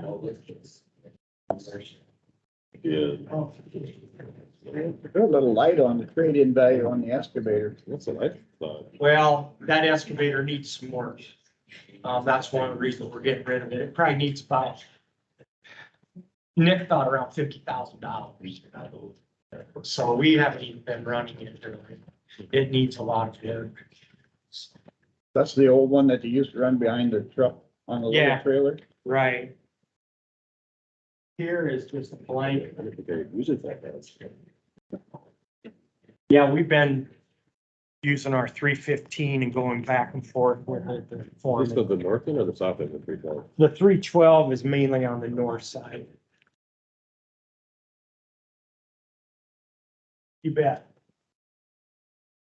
So this would read to approve the purchase of a Caterpillar 289 D3 compact track loader from Ziegler Caterpillar. You see, excavator. I got the excavator I one. got the compact. I'm sorry. I got the 289 compact. I got I got that. excavator. 317. I got track loader. Okay, I see what, I got the excavator. sorry, I thought it was another dual page thing. Okay, what do you have? You got the excavator? What did you got? Are you? Yeah, I got the I excavator. got compact track loader. There's an excavator. You got some, What? Doug's gonna make it simple. I have the They're excavator. gonna- You have excavator? I think Sorry. you had them paired up in pairs and you just divided them out. then. Right. You made it harder on yourself. I got compact track. There's the excavator. I got excavated. What do you have, Marge? I told it to do. What do you have, Marge? Okay, sorry. Okay. Are we ready to go then? Okay, so. we're So on we'll do the Caterpillar, compact track loader first. the- Okay, Is that okay? yep. So from Ziegler Caterpillar. Total price of 107. 422.45. Less trade value of $20,000 purchase price of 7,422.45. 87,422.45.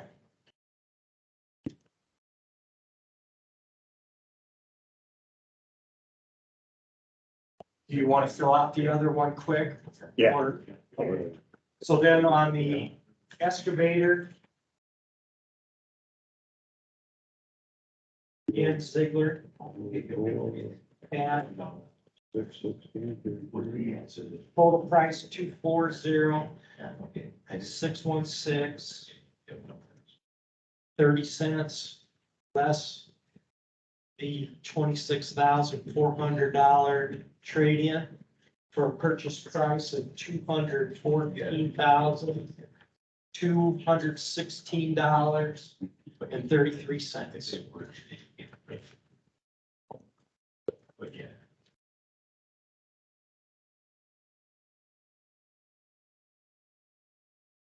What do you think, Donnie? You used to run them.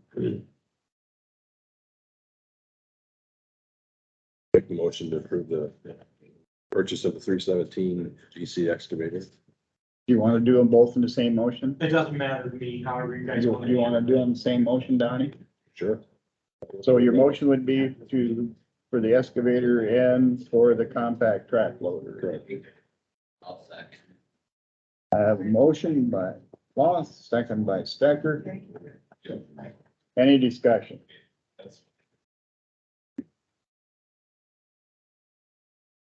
Hearing none. Do a roll call vote, please. Becker, Yes. Casey, Yes. Lost, Yes. Purchaser, Sharp. Yes. I think you got two new pieces of equipment. Very good, thank you.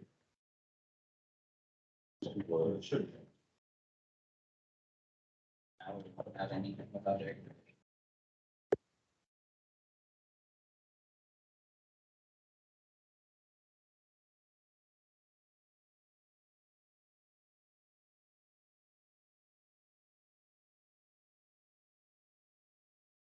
Construction in the right of way. Yeah, we have one request that is in your folder. It'd be from Midland Power. They have two areas where they would like to bury overhead overhead power lines in our road right of way. This has to do with crane crossings on the roads with the Kossuth Wind Energy Project Phase 2. And I'd recommend that the board would approve of these. It's, excuse me, one permit, two locations. The motion is for two locations, 180 Avenue between it's on 180 south of 190th Street and 190 Avenue on south 170th Street. Back. That'd be Ross one, no ground there. One is Big deal. down by, well, one's north of Henry Peppers and one is north of, I don't know who lives there now. It's a Brand boy that lives there. I don't know who owns that place. Sure, reverse off the blacktop. Yeah.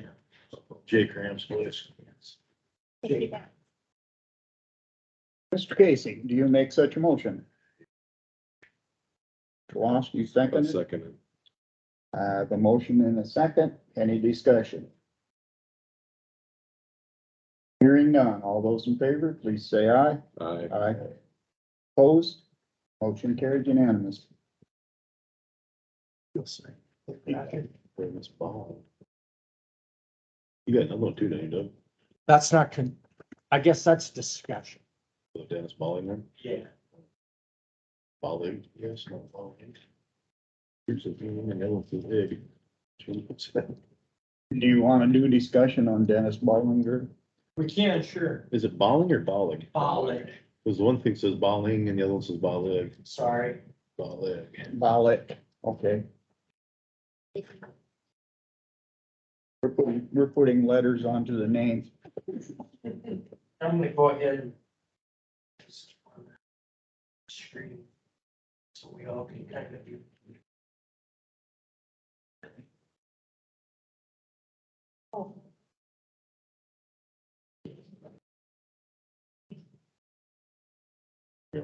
right, this picture. Well, it cooperates. What's this? What's the secret, Doug? It's right now. Treat it nice. That's Please. Kind of like computers, you don't want to, blow them up to get you don't want necessarily. Get temperament. So. I was just ready to kick it. That'd been nice.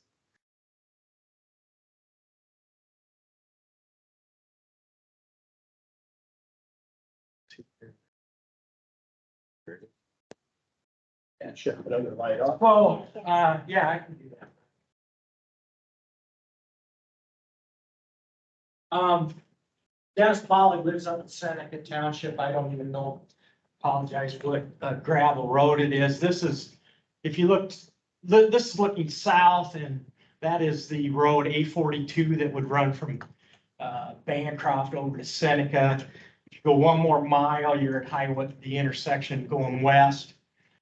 You're at Highway 15 and A16. So it's about 2 miles west of our, 2 miles east of our West County line. I was going up north, it was a week ago, it was on a Monday, and I was driving on A42 there, and I noticed this construction going on. I turned around, went up and looked, and just at the time, just driving by, it looked like it was close to being in our road right away, but I wasn't sure. I sent our survey crew up there to mark out the road right away. This lath right here and this lath right there represent where the road right away is.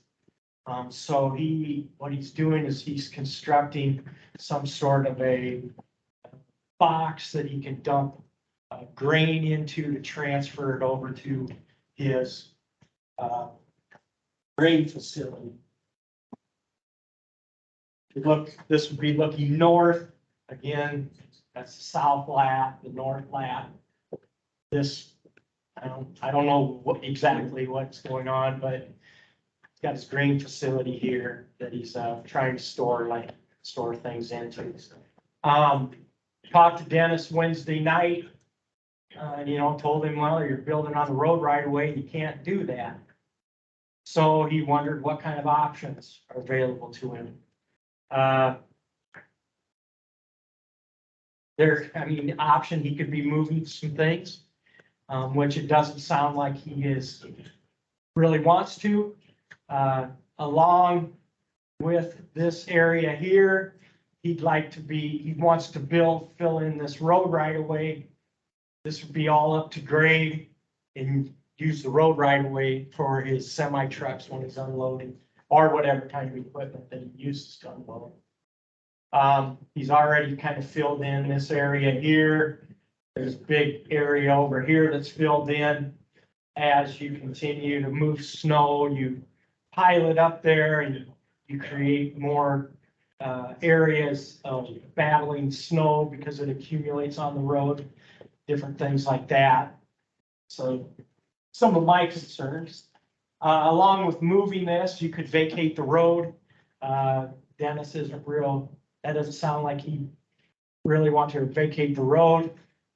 He was wondering about moving the road. So yesterday, quickly came up with just a sketch. Again, looking at an aerial.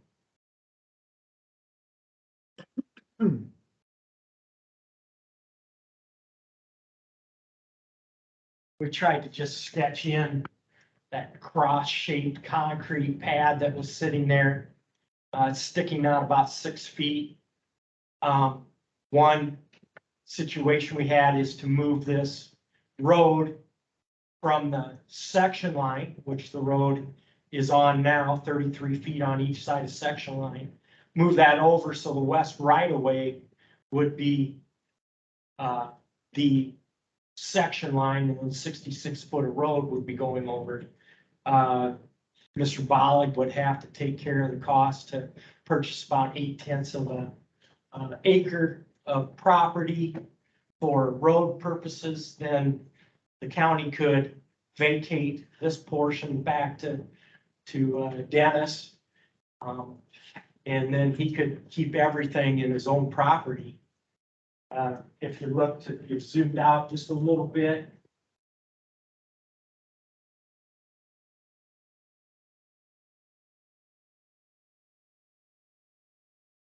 What we would do is we'd start down at the A42, move that road over, go north, and then tie it back in north of that building site somewhere, so it goes back on section. The center of the road will go back on section. So right now I'm visiting a little bit with Mr. Bollig. Again, what he's doing can't do. But I don't know if the board has any other feelings. I did send out an email to all county engineers in the state.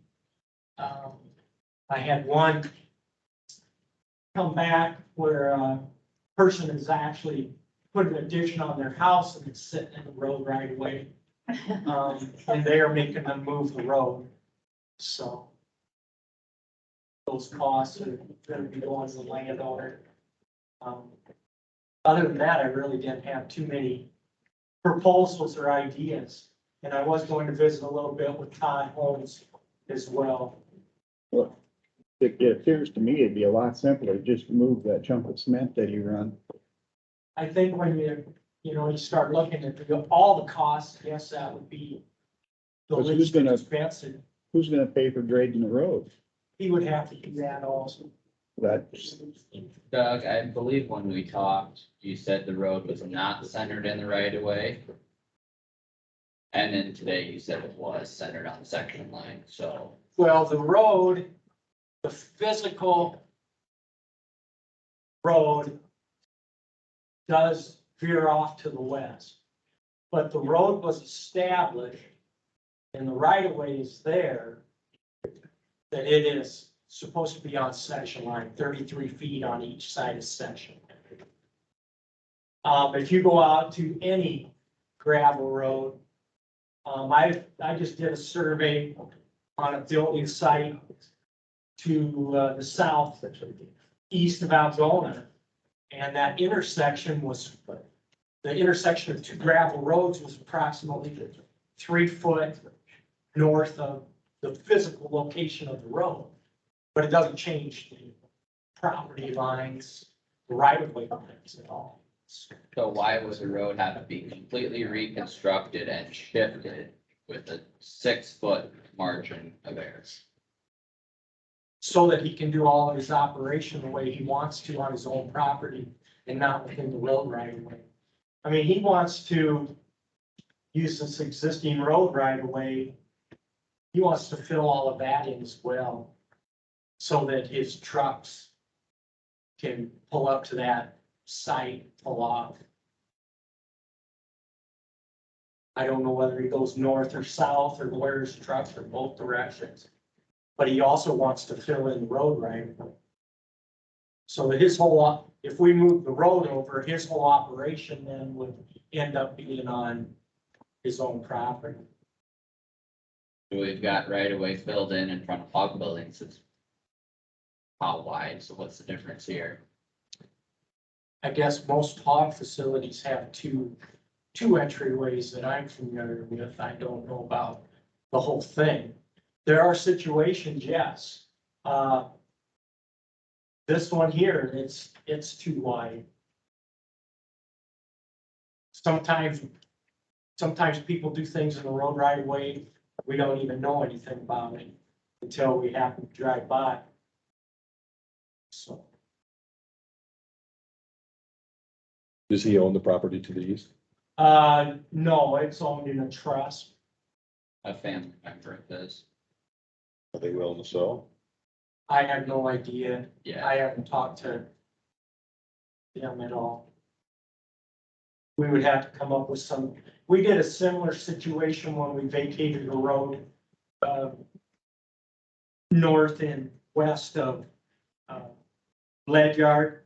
There were 2 bridges on that particular stretch of road. We did a bunch of agreements there as far as landowners getting, the way the drains ran on that. We did a bunch of exchanges. We'd have to get some sort of an agreement, you know, from all people involved in this as well. Is there anybody living north on that road? Yeah, if you continue north, there's a house on the west side, and then you go north a little bit more. And right on the south side of the river, there's a house on the east side, and then you go across the east fork of the Des Moines River. And Dennis Bollig actually lives on the west side down there. So there's no option just to abandon the road? Well, you could vacate it because, if you go north a mile, that house, that first house that was on the west would actually have access to the east. There's It another would? gravel road there. That kind of be the simplest option. I still don't know why we would have to completely shift the road for 6 feet when they measured off the center line of the road anyway. Well, I really, this could have really been resolved if they would have just called us up and asked us to state where the road right of way was. We would have been up there. They make some bad assumptions.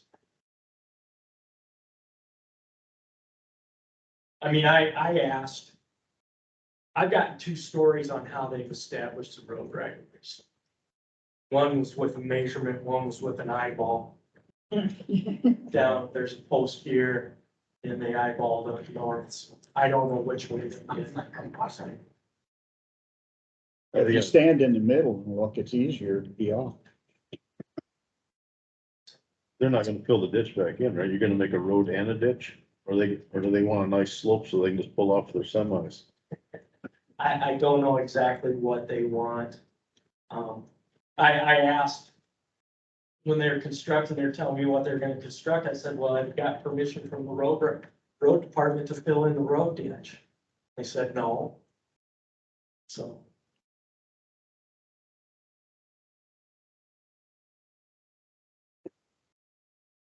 Was he gonna get back to you again? I'm gonna get back to him. So what do you want out of us today? Anything? Well, just so you're aware of what's going Okay. on. Cause I'd like to go up and look. I mean, We can certainly after lunch, if you want to ride up there, we can.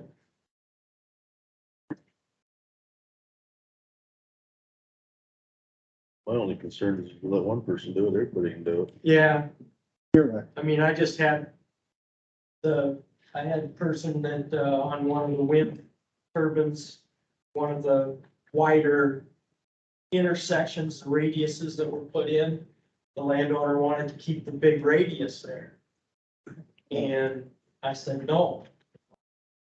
Told the wind people, no, everything when we started, everything was supposed to be put back, to a normal intersection. So If I put a driveway in, I gotta get permission from you, correct? you're supposed to, yes. Okay, so the lady asked me Supposed to today, do and I it the said, way we asked you to do it. that's what I told the lady the other day, because if you need a tube, you gotta put a tube in. So, you gotta ask to put a driveway in, you should ask to put whatever he's doing in.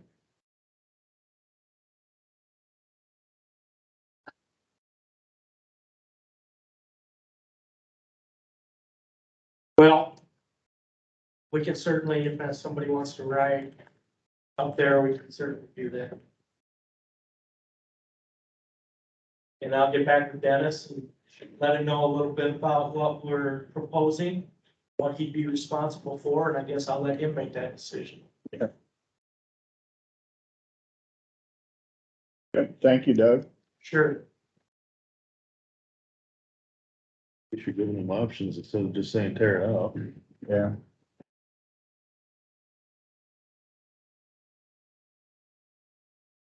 Dan, or you want to say, here, we're only just a couple minutes. Well, we'll do some more. Just, Okay, I was gonna say, I got a task for you in Macon, but that's all right. no. Probably better waiting on that. Okay, We did have one more employee last week.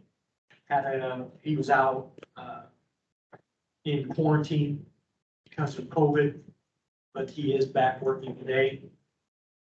The Big Six Bridge, they are moving material from the west side of the bridge to the east side of the bridge. Things are going along well for them. Down in Irvington, they are putting in a cofferdam on the west side so that they can get their footing and their pier constructed there. Doug, that east pier or that west pier that's built there, is that the pier? It'll have like what I call a stem, T-stem up there. They gotta build that yet. I was gonna say, cause you look at it now, that thing ain't very big. No, That one that they tore out was bigger than the one that's there now. right. Okay, There's still a top that'll come out and go up. they got rebar stubbed out of there.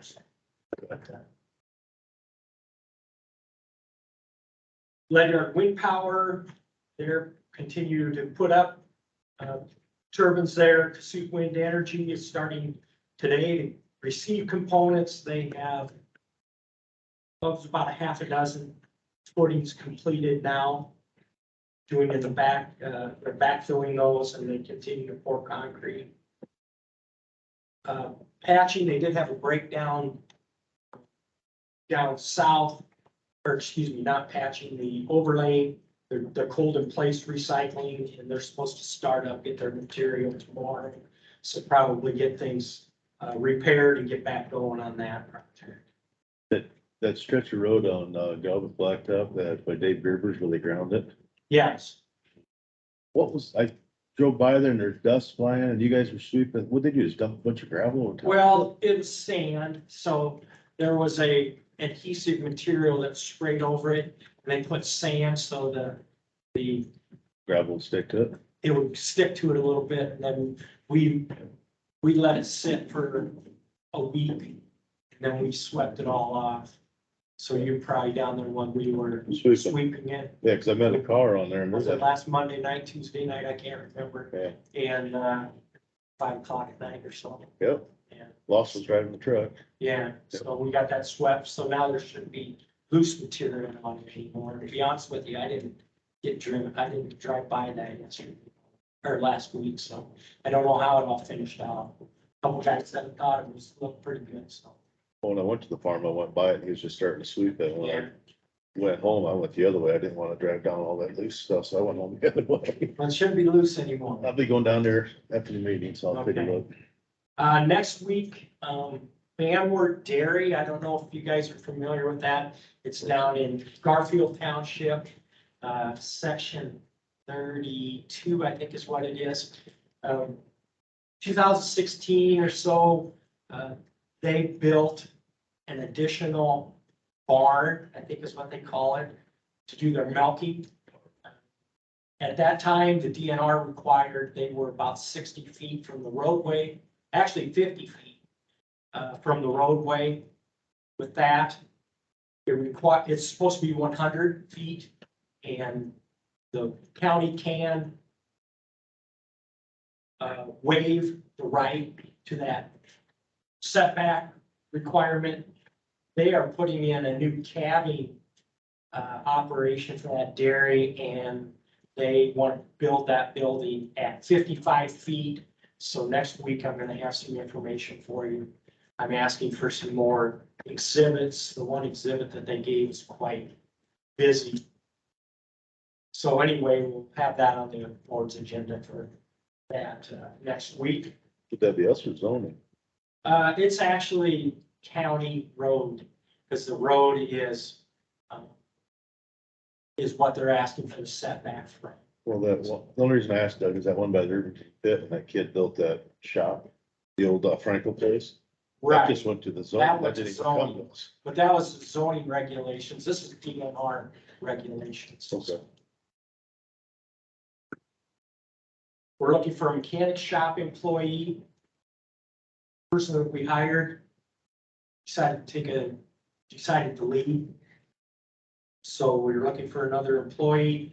And then from Kossuth Waste Management, I've had an employee tell me that he's thinking about retiring. So we're gonna have to replace a He's young. person up there. That's all that I have. Well, I drove by there on Sunday, Drove by your, transfer transfer station. station. Yeah. How much, right by the gate's shut, locked, and here's an exercise bicycle out in front of it. How much of that do you normally get? Quite a bit. I don't know. They rode an exercise bike up there and quit. No, there's no wheels on it. What's wrong with you? It took them a while. You know, I don't know. I know that, you know, some recycling containers get garbage in them. Road ditches get garbage in them. Cause you don't have cameras up there on that post end, do you? Not at that, not clear there. We do have cameras up at the buildings. So It was a hint for somebody. Well, I can get it for you. you should have picked it up. Maybe you could have got $10 for it. Go ahead, I don't need it. My luck, I would have picked it up and then I would have to pay $15 to get it away. Exactly right. Sometime, and gone up to 20. I Yes, got a couple Scott. things for you, Doug. So the north-south on the big six, how, is that open yet, or how soon will that be open? It's not open right now. We gotta do some work on that, get some pavement, get that bridge up to, or get those approaches up. I thought they would be done. We'll probably start working on that possibly next week. Okay. And maybe 2 to 3 weeks it'll be open. The whole thing or just the north-south road? It would be everything. Yeah. Well, then they gotta put guardrail on. Okay. What we do is we keep the road closed barricades up, but we don't put the traffic barriers that stop traffic. How far did they move that bridge to the west?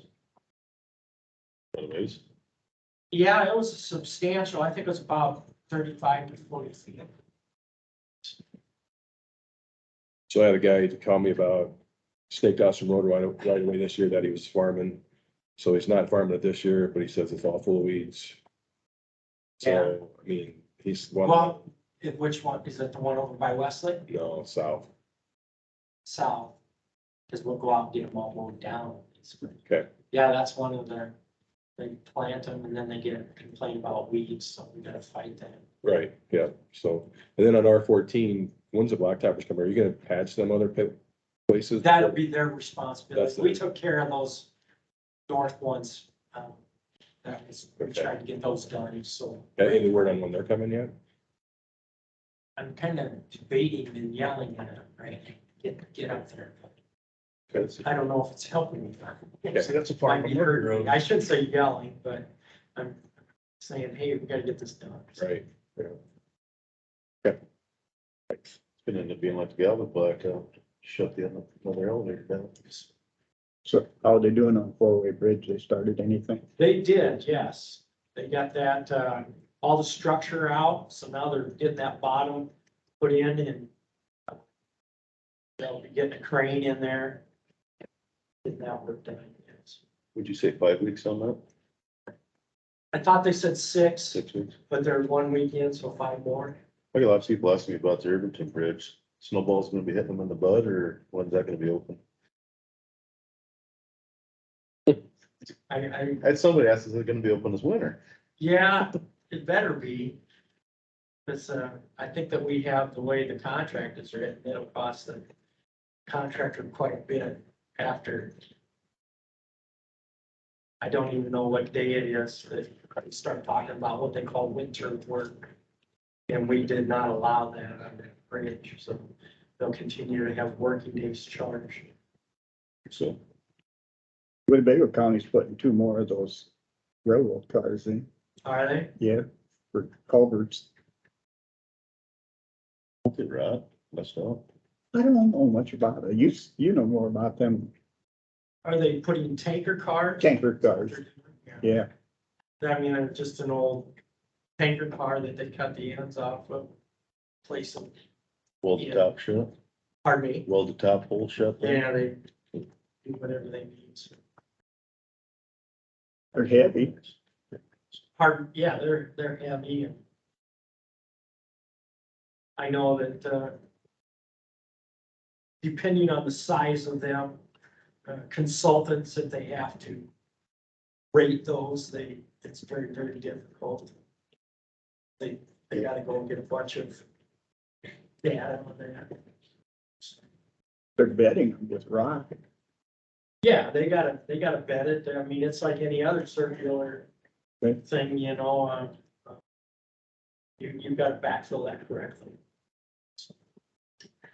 Like you said, Roger, don't know much about it. I don't know what- it looks kind of funny when they're dumping a real car in stream. Yep.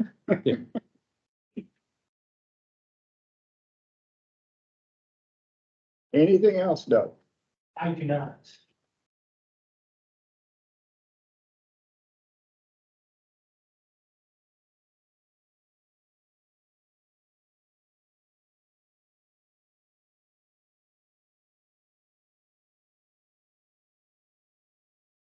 How close are you, Dan?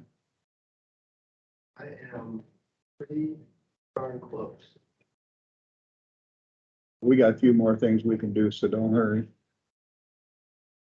Mr. Stecker, you have any reports? I didn't have any, well, I had a workforce meeting. We are talking about, we're in the beginning stages of talking about merging with the central region or north central region. So there would be more on that in the future, but just kind of beginning stages.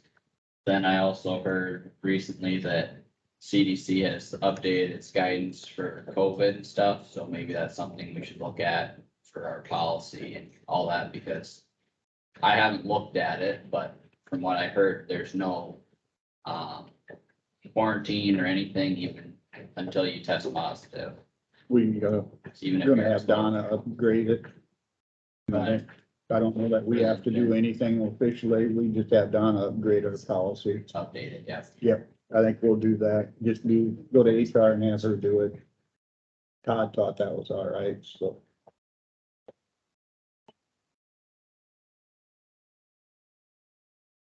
Yeah, Yeah, I guess I thought that it just said this. No, I just need, do you want to tell her to update it or not? if you can, that'd be fine, but You can just tell Donna to update it. Yeah, I think that Donna can just. Yeah. It's, Yeah, there's no need. the HR can. Yeah. Keep up with guidance on new CDC. Yeah.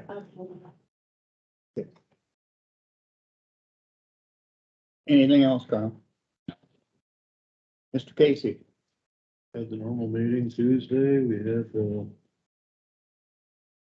special one on Tuesday night, and we had a wellness on Wednesday. And been on the phone several times about the carbon line. Yep. Couple of people asking about towers. And had a lady jump me about the driveway. About it. Mr. Loss? I just got, mental health meeting this afternoon. I have a economic development meeting.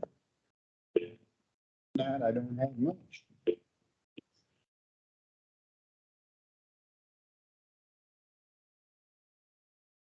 Marge, you get bored sitting over there? No. We could get Gather some information. Welcome to the AT&T teleconference service. Please enter your access code, followed by the pound sign.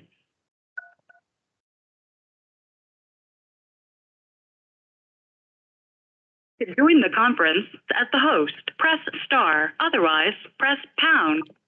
Please enter your host password, followed by the pound sign. There are 1 participants on the call, including you. You are joining your conference as the host. For a menu of available commands, press star pound. Thanks, Don. thanks. We'll have discussion with the auditor. It looks like we got a full agenda next week. We do. Next week. Next week, we have a hog confinement at 8:30. Completion hearing for DD Tri 84, female affairs at 10 o'clock. We have some pay apps for DD 4 open ditch. Approval of the resolution for Summit Carbon Agriculture. approval of segregation of duties policy asked to be completed by after our FEMA report was done. Third or second and final reading of the ATV ordinance. Oh, and looks like. Yep, and then that looks like it for next week. I have a few things to talk to you about. Couple thank yous, one from Western Iowa for allocation, and one from RSVP, and one from Iowa Lakes Community College. Thanking you for your allocations for this coming year. I also received taxes from Nick this week for the new building on Phillip Street.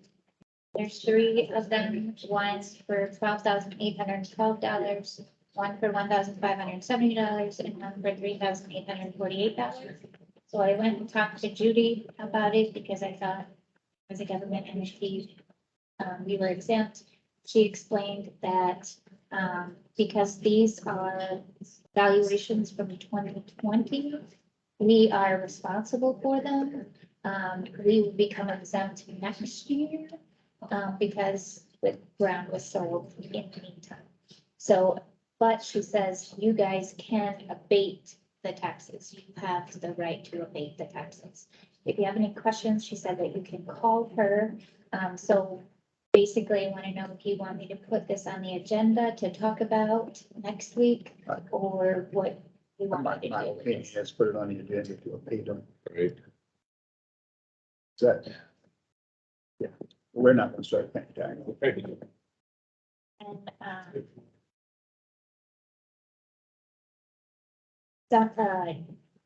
somebody else wondered maybe if we could do a public tour of that new building out there. A lot of people have been asking about it. Thought maybe it would be nice if people could come and see what it's set up for and kind of explain to them what they're gonna do with the building. We talked, Chris is talking about, but Okay. she wants to try to get everything done Yep, before. okay. Yeah. They just wanted me to ask. she's gonna have an open house Okay. when we got it completed. Okay, We can do about that. The other day I went to the place beside it and, there was like 6 cars in the parking lot. You'd had a heck of a time getting anything in there. We're going to have to deal with that. I mean, if they park off to one side, it'd be fine, but right when you pull into it's right there all the time. We're gonna have to deal with that and just close it.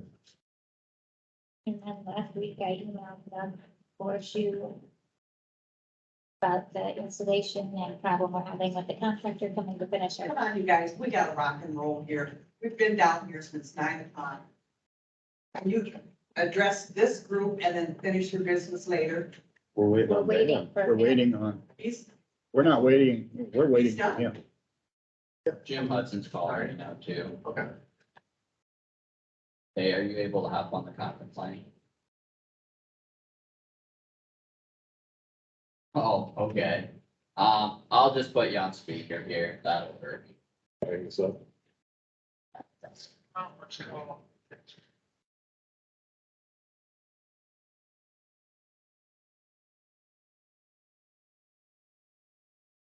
You're on speaker, Jim.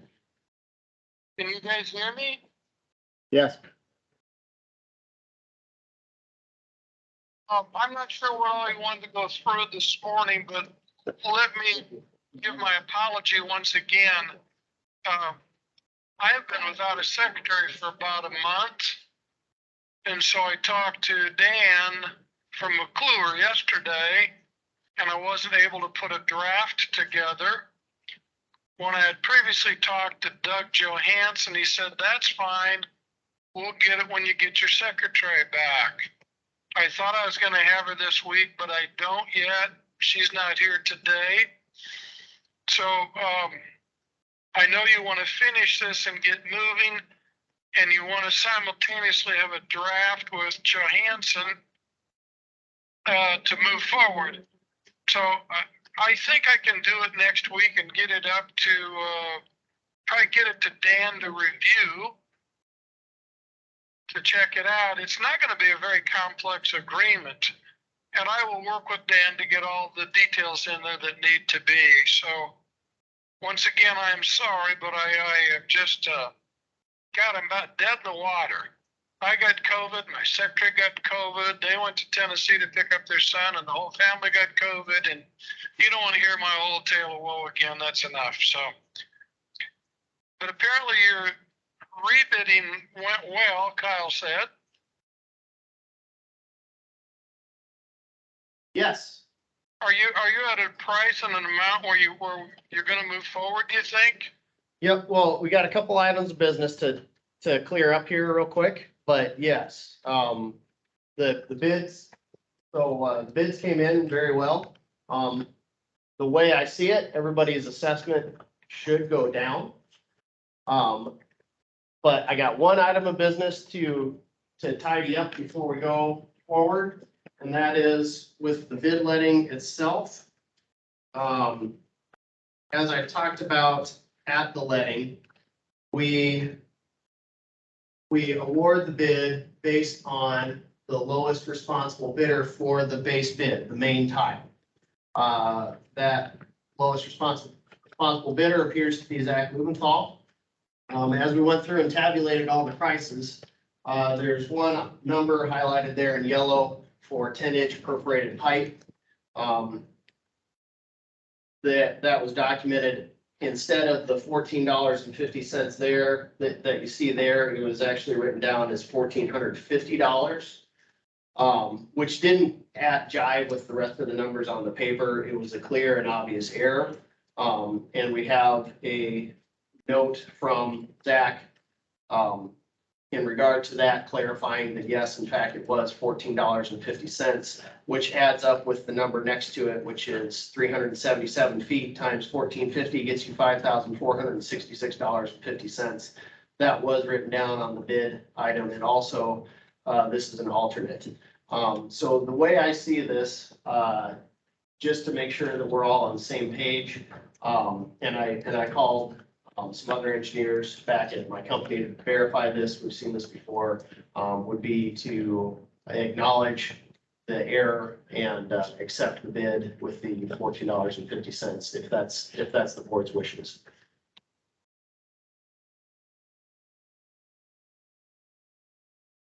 So the decimal place was missing, basically. Yeah, it was in the wrong spot. So if it was the $1,450, that number right next to it would not have been correct, and it also would have nearly doubled the price of the entire project. So again, clear and egregious error. So the 5,466.50 didn't change. Yeah, the 5,466.50 is what the intended number was. It was also what was handwritten on this schedule of prices. So the numbers we got are the same. Yep. A typing error or Yep. handwriting error. Okay, so if the board's comfortable accepting that, go ahead and move on. I thought that sounded reasonable. We don't have anything yet documented with Johansson's, correct? Correct. Also, Roger, I heard your voice. I tried to call Doug yesterday afternoon after I talked to Dan and couldn't reach him. Plus his voicemail was full, so I couldn't leave him a message. But all I was doing was to touch base with him to tell him he's in the loop and we're gonna talk to him about him. Yep. Now I've talked to both Jim and Doug, and they're both in agreement that we can probably come up with a pretty simple agreement here in the next week or two, which would still put us within the time frame of accepting the bids. And we should be able to keep the ball rolling. Did you hear that, Jim? Okay.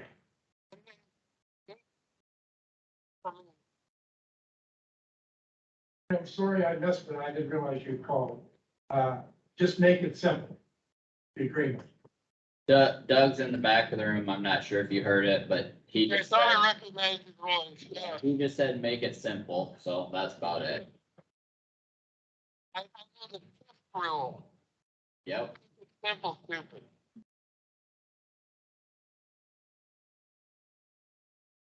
That all sound pretty reasonable?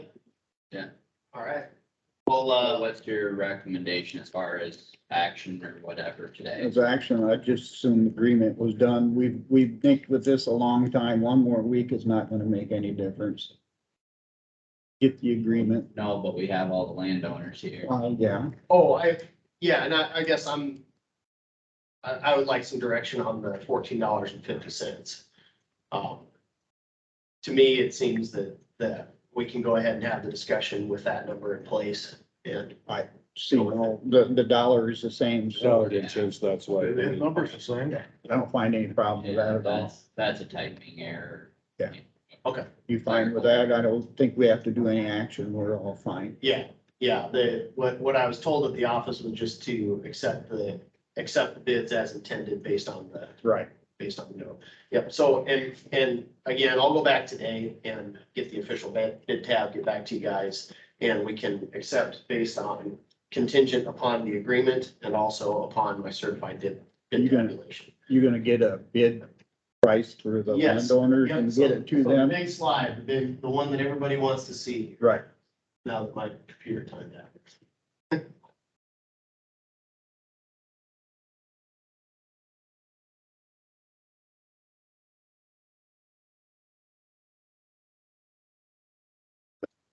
All right, so, I've got a secondary roads cost and also a cost for, there's one other family down below here, which I don't believe is in attendance, so we'll just run down the list real quick then. So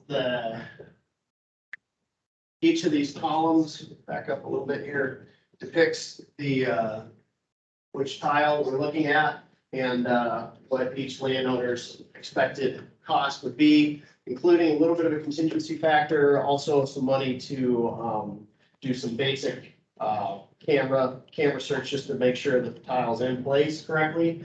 So starting with, acres, I'll read off a couple of numbers. And let's just go ahead and jump to the total. Up here, we see the cost for the Minnesota lateral, the lateral 1, lateral 2, lateral 3, and the main tile. If you guys want to come up and inspect that in a little bit, that's fine. But I'll just go ahead and read off these total numbers. That'd be okay with everybody? So Ikers have, 2 columns here. I'm sorry, I can't compile these down into one. Computers can get a little feisty sometimes. But their totals come out to $8,897, so about $8,900 plus another $48,500. Iceman's have 3 columns here. So we would add up about $1,300, $252,000 and $15,000. So that puts the total right in the neighborhood of. Just shy of 270. Yep, right around there. Farlands, I've got 2 columns here, Karen Trust Land and then Ryan Farland. The total comes to $302,000 plus another $2,300. So $305,000. And then Hutchinson's will be looking at $32,000. The Johansson estate would be, start out as $143,366, but as we talked about, since we're going with a smaller project, we remove about $57,100 from that 143. So, I think that puts it in like the $89,000 range, something like that. And, I can give you guys the specific numbers, in a little bit, but I just kind of wanted to give you a general overview here. And then Tom Madey has 39,400 plus another 55,500. So $95,000 in total. That's the grand total. If we go with all of the alternates, when we talked at the last meeting, it sounded like everybody was interested in doing all of them, unless maybe lateral 1 wanted to be dropped. But there's definitely interest in the Minnesota lateral 2 and lateral 3. So that's kind of where we stand on the numbers. Does anybody have any questions at this point? Yeah, Tom. It's my understanding that the county pays for boring under the road to go to the south field. then why is it included on the bid of lateral 3 So, at $30,000? Yeah. It looks like it's double billed. yeah, so I grouped that into that bid because, or into that alternate on the bid tab. Because if we don't do that alternate, we're not doing the bore. If we do the alternate, then we are doing it. Now, when it comes to assessing you at the end of the day, that cost of the boring is assessed to the secondary roads project. There's one more line down here I can show you that has the cost. So then that would reduce. No, this is with that boring removed. So your cost And for, on the lateral 3, the 41,440 includes the boring, is that correct? He's charging for the boring, Yeah. but he isn't gonna have to pay for it. So actually lateral 3 is only gonna cost the drainage system 11,440. If it's 30,000 for the boring. yep. So what I also have included in these numbers are crop damages paid out, and engineering, legal, and interest accrued. So this is construction plus everything else I can think of and put a number to for this. So, and yes, this So number does, lateral 3 is gonna cost me how much? these lateral 3 is going to cost you $18,513.60.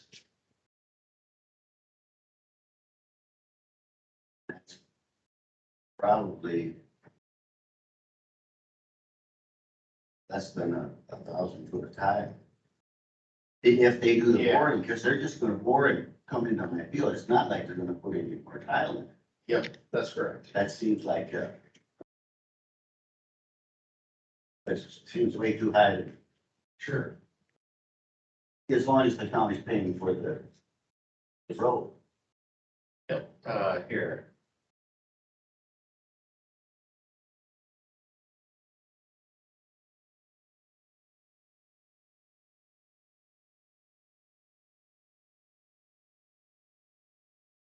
So what the road is paying for on lateral 3. Change this.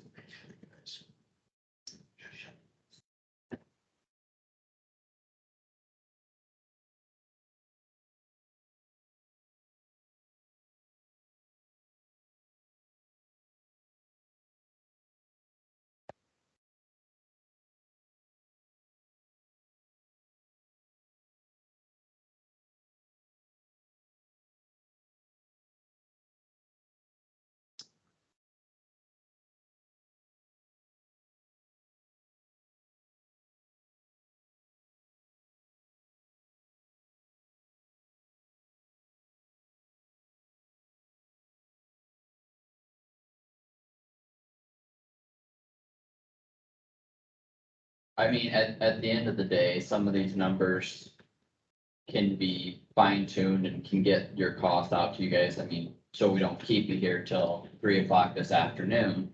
But in general, your costs are lower than anticipated, so I mean, we can all make an educated decision on that. It's probably lower than what's even listed on there, right, Dan?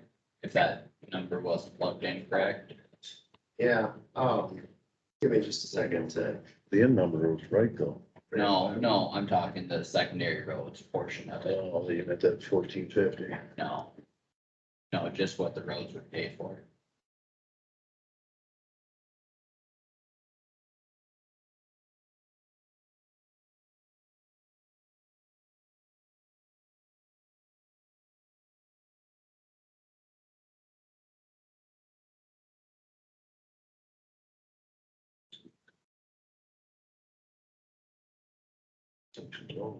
Pay 60 grand. Okay. So I have this, line here for roads. And the way payments for roads work out is they pay on 2 fronts. One is they pay an assessment, just like everybody else, because they do have land that contributes to the district. Separate from that, the roads also pay for the cost of any road across the county. So I don't I can tell you that the cost of those road crossings are not factored into the numbers that you see here. I did subtract those out, but I don't have them added to the roads cost. So what you see is the total cost for lateral 3 being $23,600. That does not, the cost of the board crossing has been removed from that. Because the board crossing is a total cost of $30,250. So this is the cost for everything else. Again, crop damages, engineering, legal, and then all of the. Yep, that's the cost of it. And then. So it was 18,000. Yep.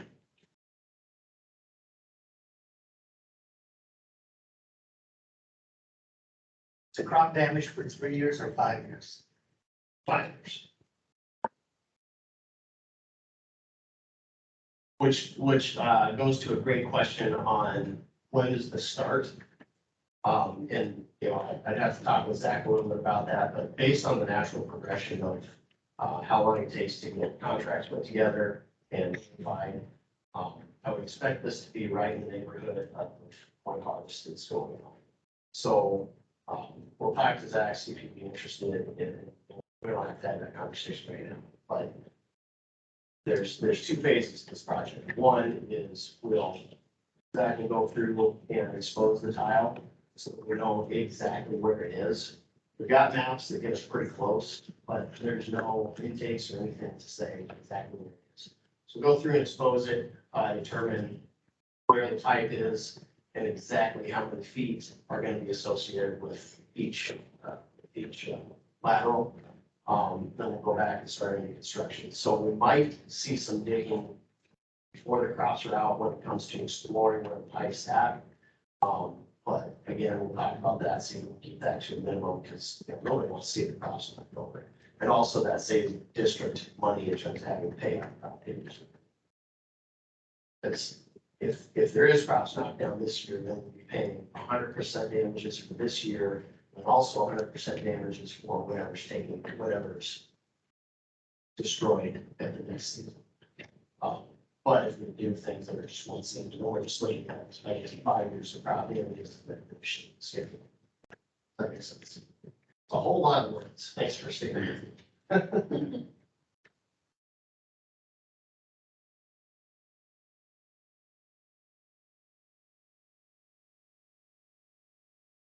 Does anybody have the cost estimates from the bid letting or from the estimates that we gave out a few months ago? So I did a cursory search, and from what I saw, these numbers are less than any one of those that we looked at before. So I mean, compared to our last hearing, we're sitting quite well.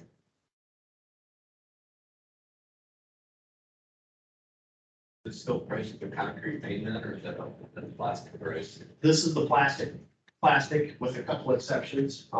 There's one stretch through Hutchinson's ground by the ditch where we wanted to keep it in concrete just because there's not very much cover over the top of it. So we kept that in concrete, it's about 200 feet. And then anywhere where there's road crossing, it's also concrete, which we get 72 feet through. Except for the border crossing, that's steel. I would think Hutchinson's would be the deepest. You're getting towards the ditch and there, you can't go any lower than the ditch, so there's only just a few feet above that we can go. So we tried to put it as deep as we could. It's the lowest point in elevation, yeah, but there's just not much ground over the top of it.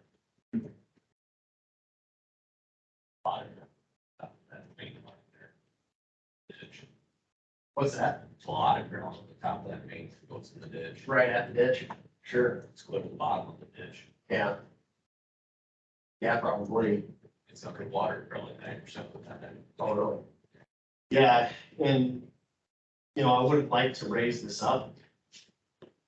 Fact of the matter, it's really got to stay elevation wise where it's at right now. Just don't have that much anyway to play with it.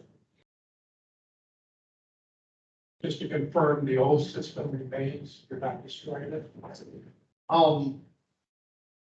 The default answer is we are gonna destroy it, unless somebody wants to keep it on their ground and wants to take the responsibility and maintain it. So, That's what we want on the Minnesota lateral. You yeah, don't want to leave the old one, plug it at the road, and then the new one can go up and through Doug's. yeah, exactly. So everybody will have access to the new one. If you want to keep the old one in your ground, we'll let you take responsibility for that. We'll also cut it off and reroute it, just make it into basically call it your tile and connect it as if it's your tile. So it's not gonna add any capacity to the system, but it's also not gonna cause any maintenance issues in the future.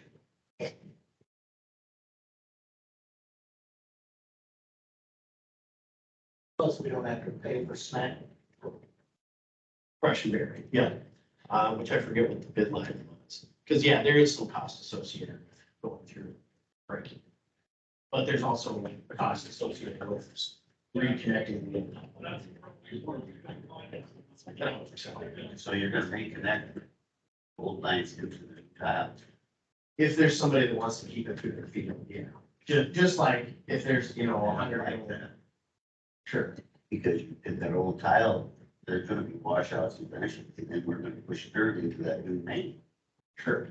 Well, I think we gotta decide whether anybody does it.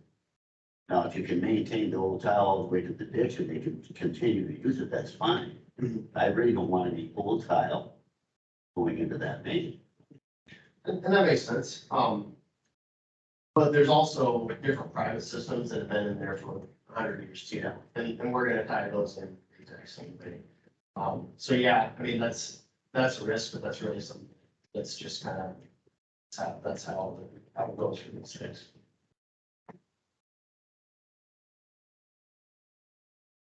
And the old main at the end of the new main now.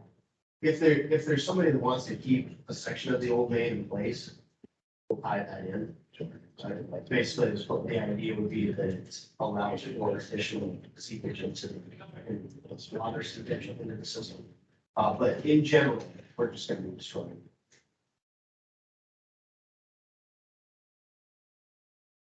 And those are conversations that can be had as construction started and some of those things, like, Correct. we have to make a decision to get to that point too.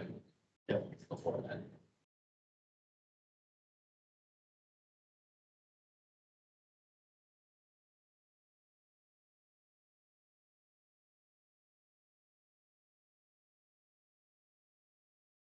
Yep, Hudson, is there any reason for me to stay on? no, I think we're good, we'll need to get that agreement put together here as soon as possible, but other than that, I think we're good. Dan? Yep. Would you call me the first part of next week? Okay. And you and I can go through the final details, Okay. and I can put a draft together, Very good. Okay. all right? I need to go to prepare for a couple of drainage hearings in town this afternoon, so. Okay. Thank you much, and we'll get busy with this. Thanks, Jim. Talk to you later. Bye. So the only other item of business that I'd like to bring to you guys' attention is, just like with any project, these are the bid items we got. They'll probably change a little bit as we go through construction. So we have an idea how many feet of each size of tile are in there, but that's gonna change a little bit. Also, we included embedment rock. In general, we shouldn't need it, but there's gonna be places that we do, so we use our best educated guess to determine where that's at. But I did include a little bit of buffer in these numbers here, about 5%, so that most of that would be absorbed, and this can get us pretty dang close to where it's gonna be. Fair? So when do they anticipate start time on it? I don't know, how's, I'd like to do that because I just have everything combined. You want to start at the ditch, don't you? Exactly. correct. What do you have in that field? Corn, beans?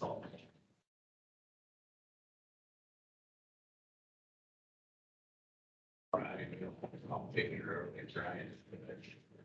Oh, that's huge. Absolutely. You guys put a lot of work into making it curved.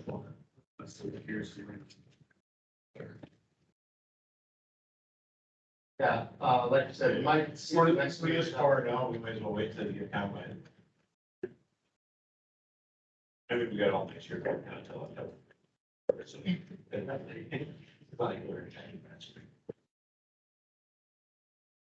But we'd also like to get as much done as we could this fall. Yeah. Yeah. The less damages we have next year. Absolutely. And nice corn through that church. It's springtime. That's at least 30 to that corn picked there probably in us 36. That's true. So if you start on the creek side, I mean, how long will it take to go half a mile? Well, there's like 8,000 feet on the mainland, whatever, so I usually try to figure 4,500 feet a day. It just, I mean, some days you won't get that, some days you get that. Yeah. So it's like concrete, that'll take longer than plastic, the way that 180 feet or whatever, that'll take longer than 180 feet plastic.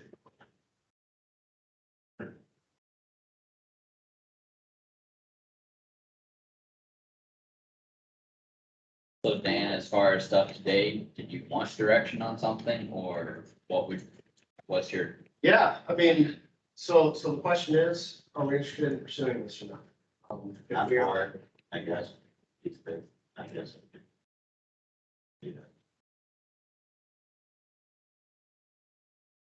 Doug? Yeah, well, we were with it with 117 houses. That's what I We're think. both for it, so we will sign the agreement as long as it's a reason. keep it simple. Well, that will be signed before the project starts, right? Yes. Yeah. Absolutely. Yep, so what we'd be looking for today is. Well, whether we sign it or not, we're paying. We're not gonna walk in. Appreciate that. So what we'll be looking for today is, approval of the bid contingent on two things. One, certification by the engineer, which I'll look over that today and get back to you guys. And then two, final executed agreement. There. That sound okay? I would make that motion to approve it contingent on those two items. So your motion will be contingent on Johansson signing the agreement Yep. and the bid and the numbers, Certification by the engineer. and the bid numbers coming in as presented. Yep.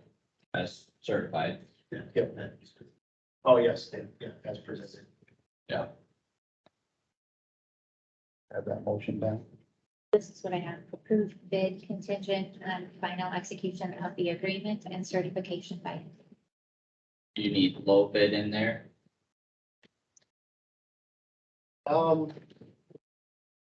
I think what you have is adequate. Okay. Yep. Good question. If I put approved bid from exactly $1,000. That's what I would put. Yeah, probably. Okay, Clarify it. okay. I have a motion on the floor. Do I have a second?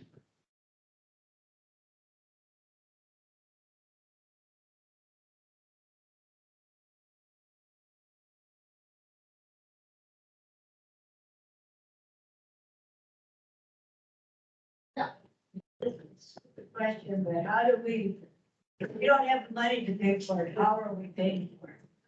I mean, I just want to know how, I don't want to You go through 20 years because we're paying for it twice that way, on the county thing.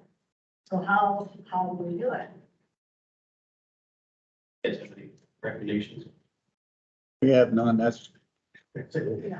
Yeah. It would either be financing it through the county's stamp warrants at 5%, or you could get private financing. Yeah. Those, or pay cash, those would be your options. But you can also pay it any time. Correct, say 3 years from now, if you wanted to pay it off, is that correct? Correct. Correct. Yeah. If you go with the. Yeah, say if you. If you start with the warrants. warrants. You're not stuck with the 20, right? Right, correct. Yeah, If you can start pay with the warrants, you can still pay her, Yeah. You can- just like a loan at a bank, Yeah. but it wouldn't be any different.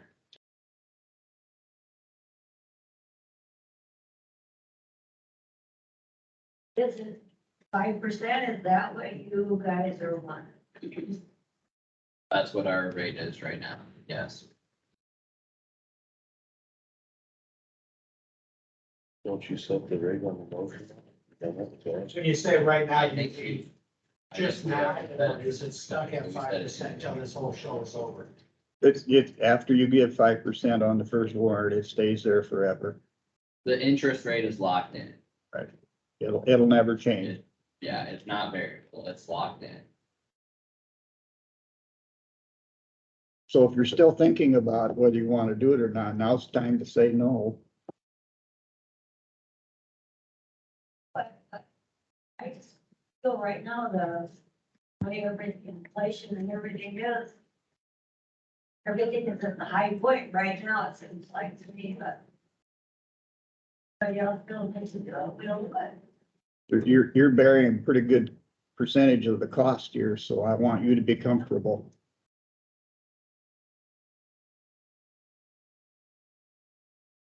I remember historically, it was Kossuth County at 6% Yeah. a few years ago. We were, and we lowered it to 5.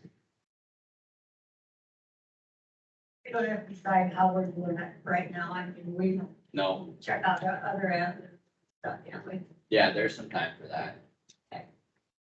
Let's see.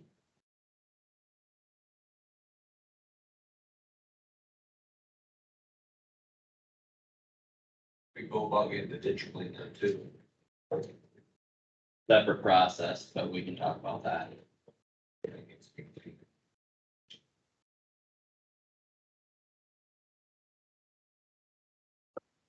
I have a motion on the floor by Mr. Stecker to accept the bid. Do I have a second?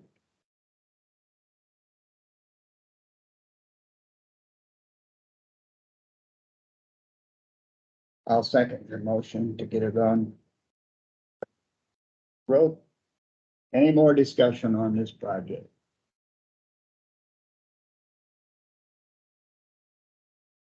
Any more discussion from the landowners?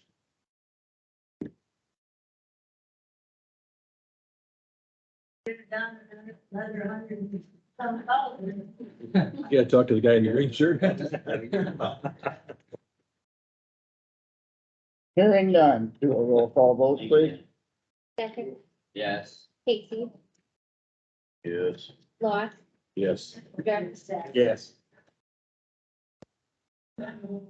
thank you everyone for coming. We will continue with our auditor. I sent an email last week to Doug Forster regarding our roof. The contractor's still not coming and the installation's still sitting in the courthouse parking lot. And he got back to me this morning and he said that if they haven't already, which I haven't looked out in the next couple hours, but they will be moving it shortly. To get it out of the courthouse parking lot. They're delayed a couple of weeks where it sounds like it's a couple of weeks now,